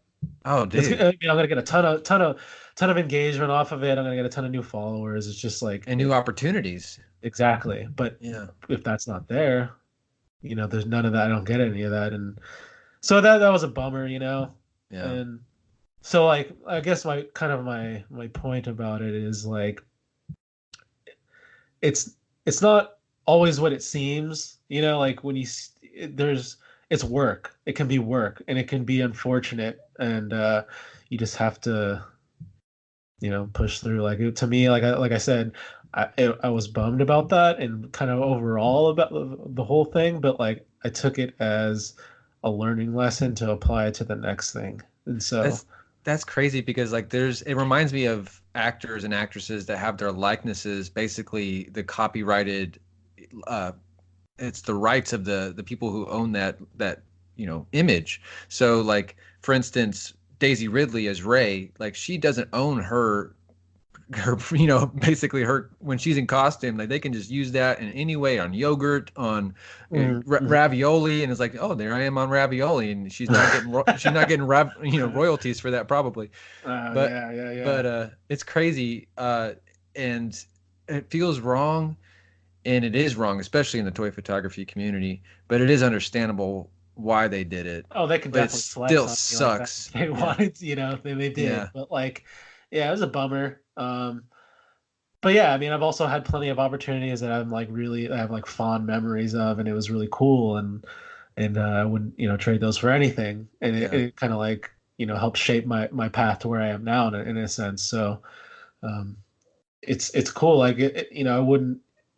I guess like I wouldn't just sounds corny or cliche, but uh for anyone that's listening that's like kind of just starting out or trying to like figure out what direction they want to go, and uh honestly, like even if your goal is to like end up working for a company or collaborating with companies, that's fine. There's no knock there. Like you have a goal, you want to reach it. That's life, but I will say that like for me personally, and just like the opportunities that have come my way and just how things have gone with me, I always approach these things. I don't worry about them. I just focus on creating the art and having fun.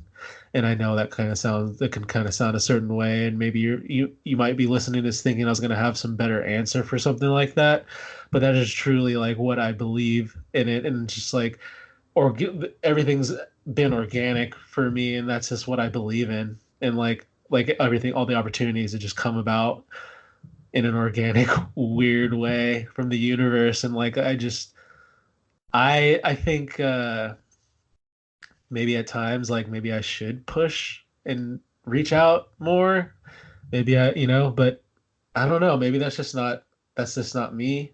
Yeah. And so far it's worked in a cool way where I haven't really had to do that as much. So yeah, just focus on having fun and getting better at taking pictures and stepping outside your comfort zone because that will help you get better. Yeah.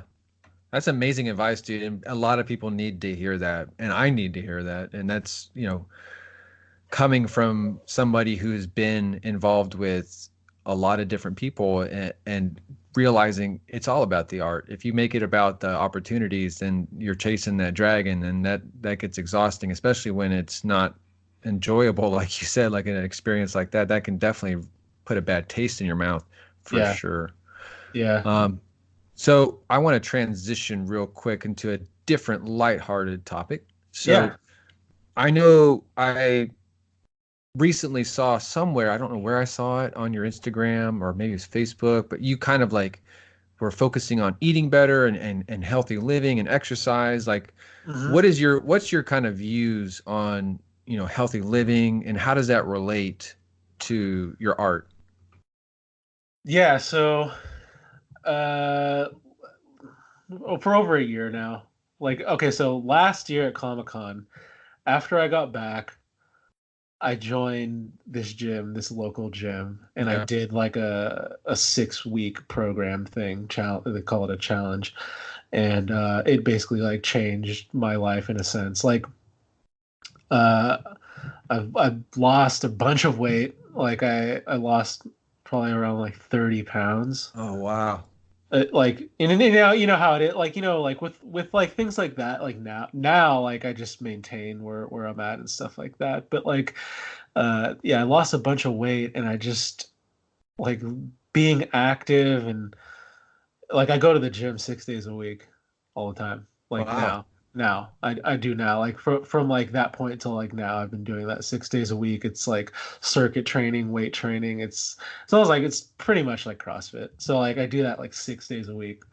Um and like I think that like physical exercise is like crazy important, it really is. Like you don't like the lack of physical exercise will affect your mental Mm, state. I really believe like it's good for you physically and mentally to work out or get exercise, because it definitely, I was like feeling depressed and stuff just because I was unhappy with like how I felt and looked at, internally and externally. Like I just wasn't happy with how I was living. And um I made a change, and again, to to my personality, I became obsessed with that stuff. And that's why nice. I think that is why like I had so much success, because I like as soon as like the first week passed and I lost like 5 pounds, I was like, oh, okay. Like I see. I was like, Game okay. on. Yep. Yeah. And so I was just, I was totally all about it. And then now like I've been like very, very consistent with that stuff. And I just feel way better now. Like just physically too, just with that like all that weight off of me, I feel a lot better, more energized. Like I feel like my mind's more clear. It helped with like the mental state that I was in as well. Like I wasn't feeling as bad and stuff like that. It definitely helped a lot. Like not to say that I don't have like struggles with that stuff. Like I have like anxiety and stuff that I still struggle with, but like um, it definitely helps a lot. And then like eating better too. Like I think like the thing when people like want to make a change in that regard, the mountain seems so high to reach, Yeah. right? Like it's just like, oh, I don't know like where to begin. Like I don't the people think about like, oh, I'm gonna have to like go on this diet. And the thing about dieting, to me, this is what's worked for me, and it's like I'm not like some MMA fighter that needs to cut weight to make a fight or anything. Like I'm just like a regular dude.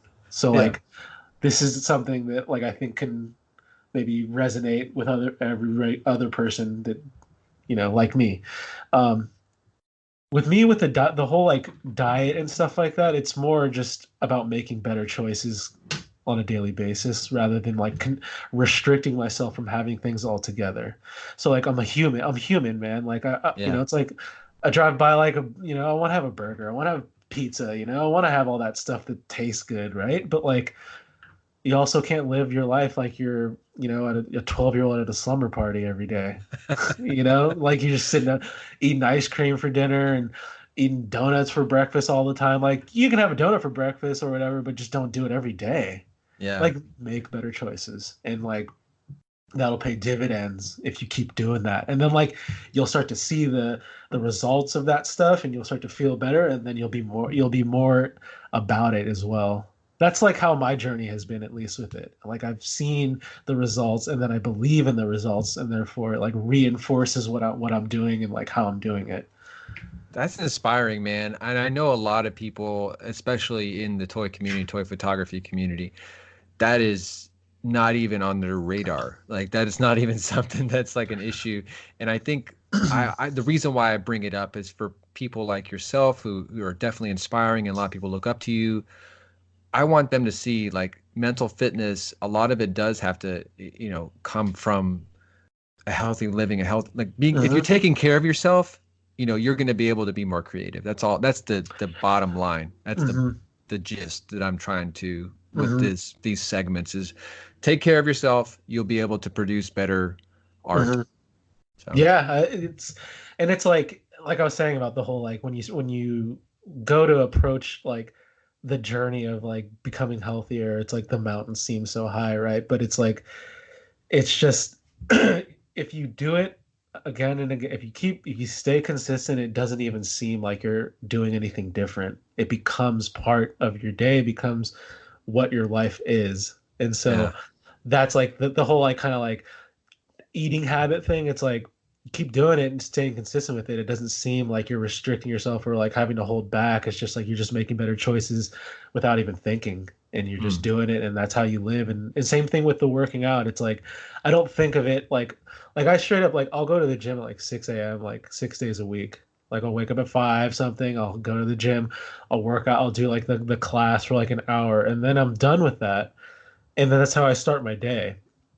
And I mean, I love doing it like that early in the morning because for one, it's out of the way. I don't think yeah, about it like like it's either that or I go like in the afternoon, and I'll still go no matter what. And I've made the choice to just go no matter what, unless I'm like hurt or sick or something. But like I'm human, just like I said. So like, do I always want to work out? No. Definitely not. Like today yeah, I went this morning before we started recording. It's like I was sore. I didn't feel that I'm getting over a cold. I didn't feel too good, but like I knew that I could go and I knew that I could get it done and I knew that I would be more upset if I hadn't gone. Then yeah, it's like I've never regretted a workout, yeah. having gone like after it's done, ever been like, I wish I wouldn't have did that. I'm always like, all right, cool. That's Because so funny, dude. I literally ran a mile right before we hit the oh, podcast. nice, Yeah, dude, nice. I hit some cardio and I was like, I know for me, I perform and speak a lot better after a good workout. And I do my workout, then I hit my cold shower and I do just my Nice. little rituals that I do before I hit the podcast. And that Hmm. puts me in that state, that flow state where I'm able to just, Yeah. you know, speak. So Yeah, and for you, it's just like I was saying, it's just like it's just what you do. So it's not like a chore to you. You're just like, oh oh yeah, yeah, that's how I live my life. That's how do my day. for sure. And it's like I think that's like kind of where you'd want to get to Mm, if you're like thinking about embarking on this journey where it becomes something that you're not thinking about and you're just doing it. yeah, for sure. It's like you said, the mountain you just don't worry about climbing the mountain. Just worry about taking the first step. And Hmm. taking that step is like consistency compounds. So when you're Hmm. realizing the next meal you take, it's like, okay, I'm not going to go out and get like a thick burger. What I'm going to do, I'm just going to, just add a little bit of veggies to my Hmm. next meal. It's like, Hmm. just start small and then Yeah. gradually take your time. And for me, my health journey has been years and years and years, and I'm Uh-huh. in the best shape of my life. I'll be 30 next year, and Nice. I feel like I feel like I'm 18 years old, like mentally Nice. and like just physically, like my body is just like my growth hormone levels and Hmm. everything that I feel amazing. Nice, And man. the days that like you said, the days that I don't hit the gym, that's when I feel I'd struggle with the mental thoughts and Oh like, yeah. you know what I'm Yeah. saying? Yeah, it's like the self-deprecating thoughts where you're just like, oh man, you're Yeah. gonna slide down this rabbit hole that you don't want to go down. You really Yeah. don't. And It it's great for people that struggle with depression. If you struggle and you're listening to this with depression, hit the gym. Just go do something physical for like an hour or Mhm. 30 minutes. I literally, what I do is just 10 minutes as I run a mile in 10 minutes on the Mhm. treadmill. Mhm. I make myself do it. I don't stop running until the mile's done. Yeah, yeah, Sometimes I yeah. want to quit, but Yeah, then yeah.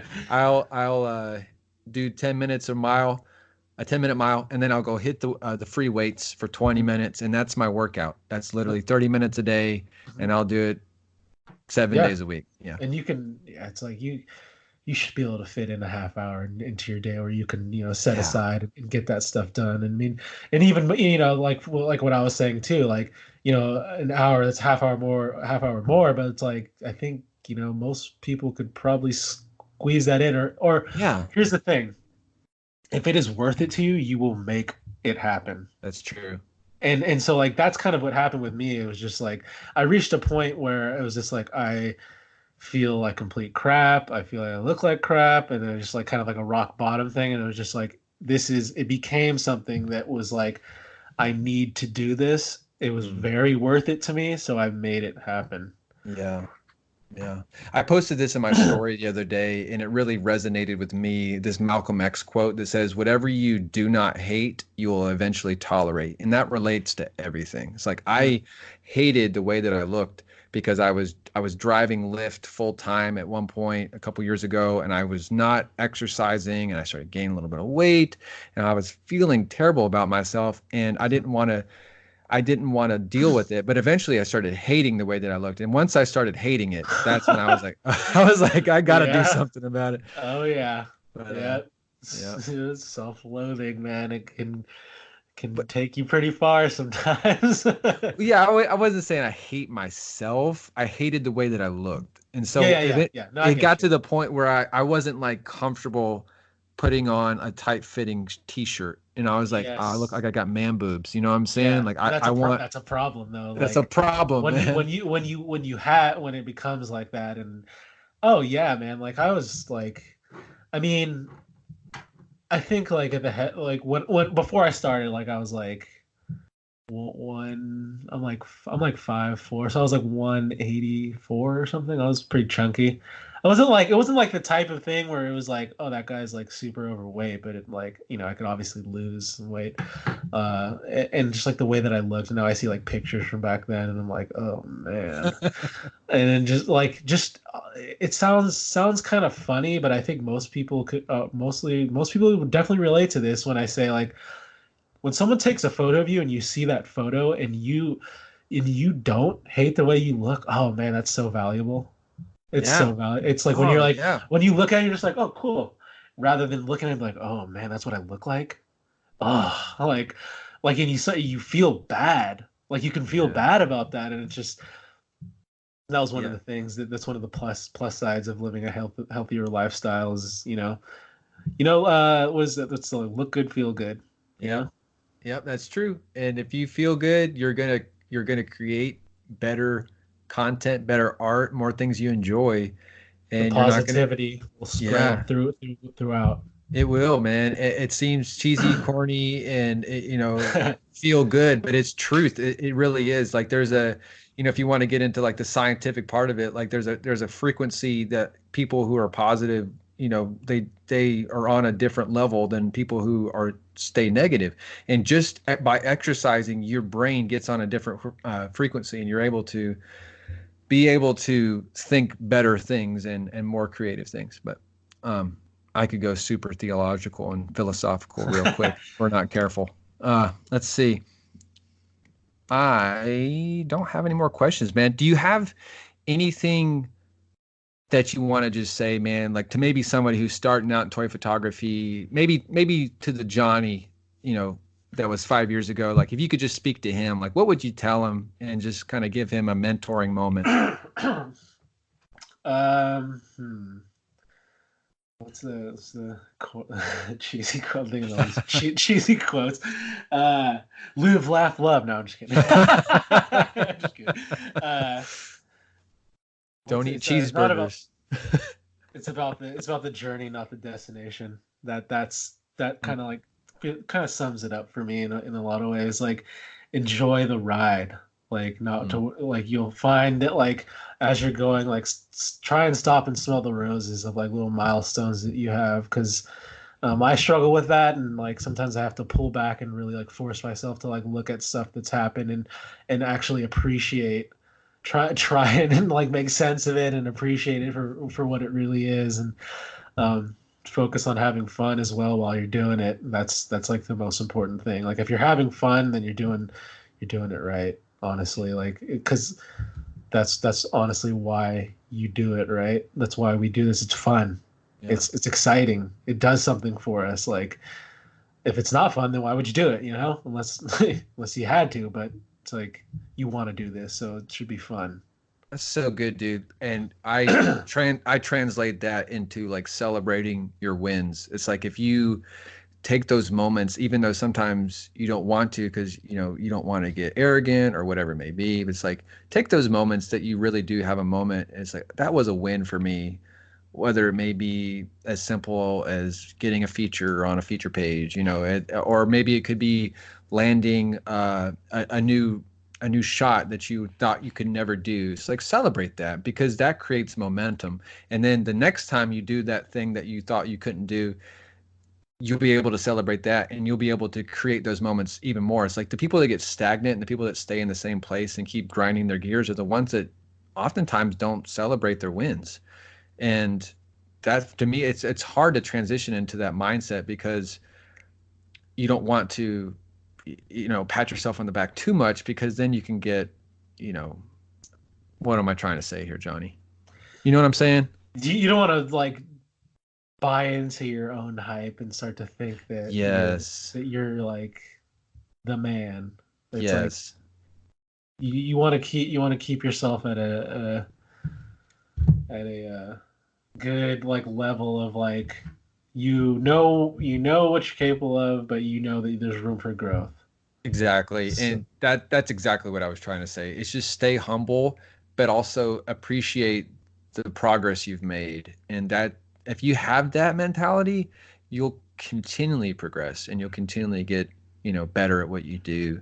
So that's incredible, man. I'm so ecstatic that you came on the show. And I know everybody who's listening to this is going to be able to glean from there was a lot of nuggets, man. I know you said at the beginning and there might not have been nuggets, but there's probably like 50 nuggets in there. So I'm gonna be well, listening to it again for sure.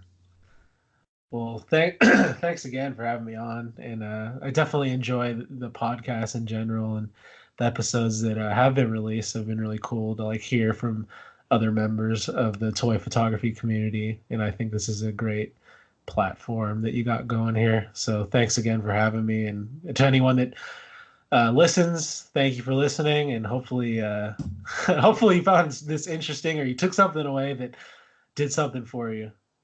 Nice, man. So tell everybody, of course, if they are not already following you, where can they find you on social media? On Instagram, at SgtBananas, SgtBananas. That's where I post all my photos. That's where everything happens first. That's that's my main hub right there. It's kind of my one and only. I mean, I have a Facebook page, Sgt Bananas Photography, that also I post on pretty frequently, but the bread and butter is Instagram. So find me there. Nice. And you can find me at Dagobah_days. You can find the Mezco 112 Collective feature page at 1.12.collective. And you can find the Toy Photographers podcast at ToyPhotoCast. So remember, everybody, our mantra, our motto is that we are storytellers. So go out there, tell your story, shoot some toys, and have some fun. And we will see you at the next episode. Peace.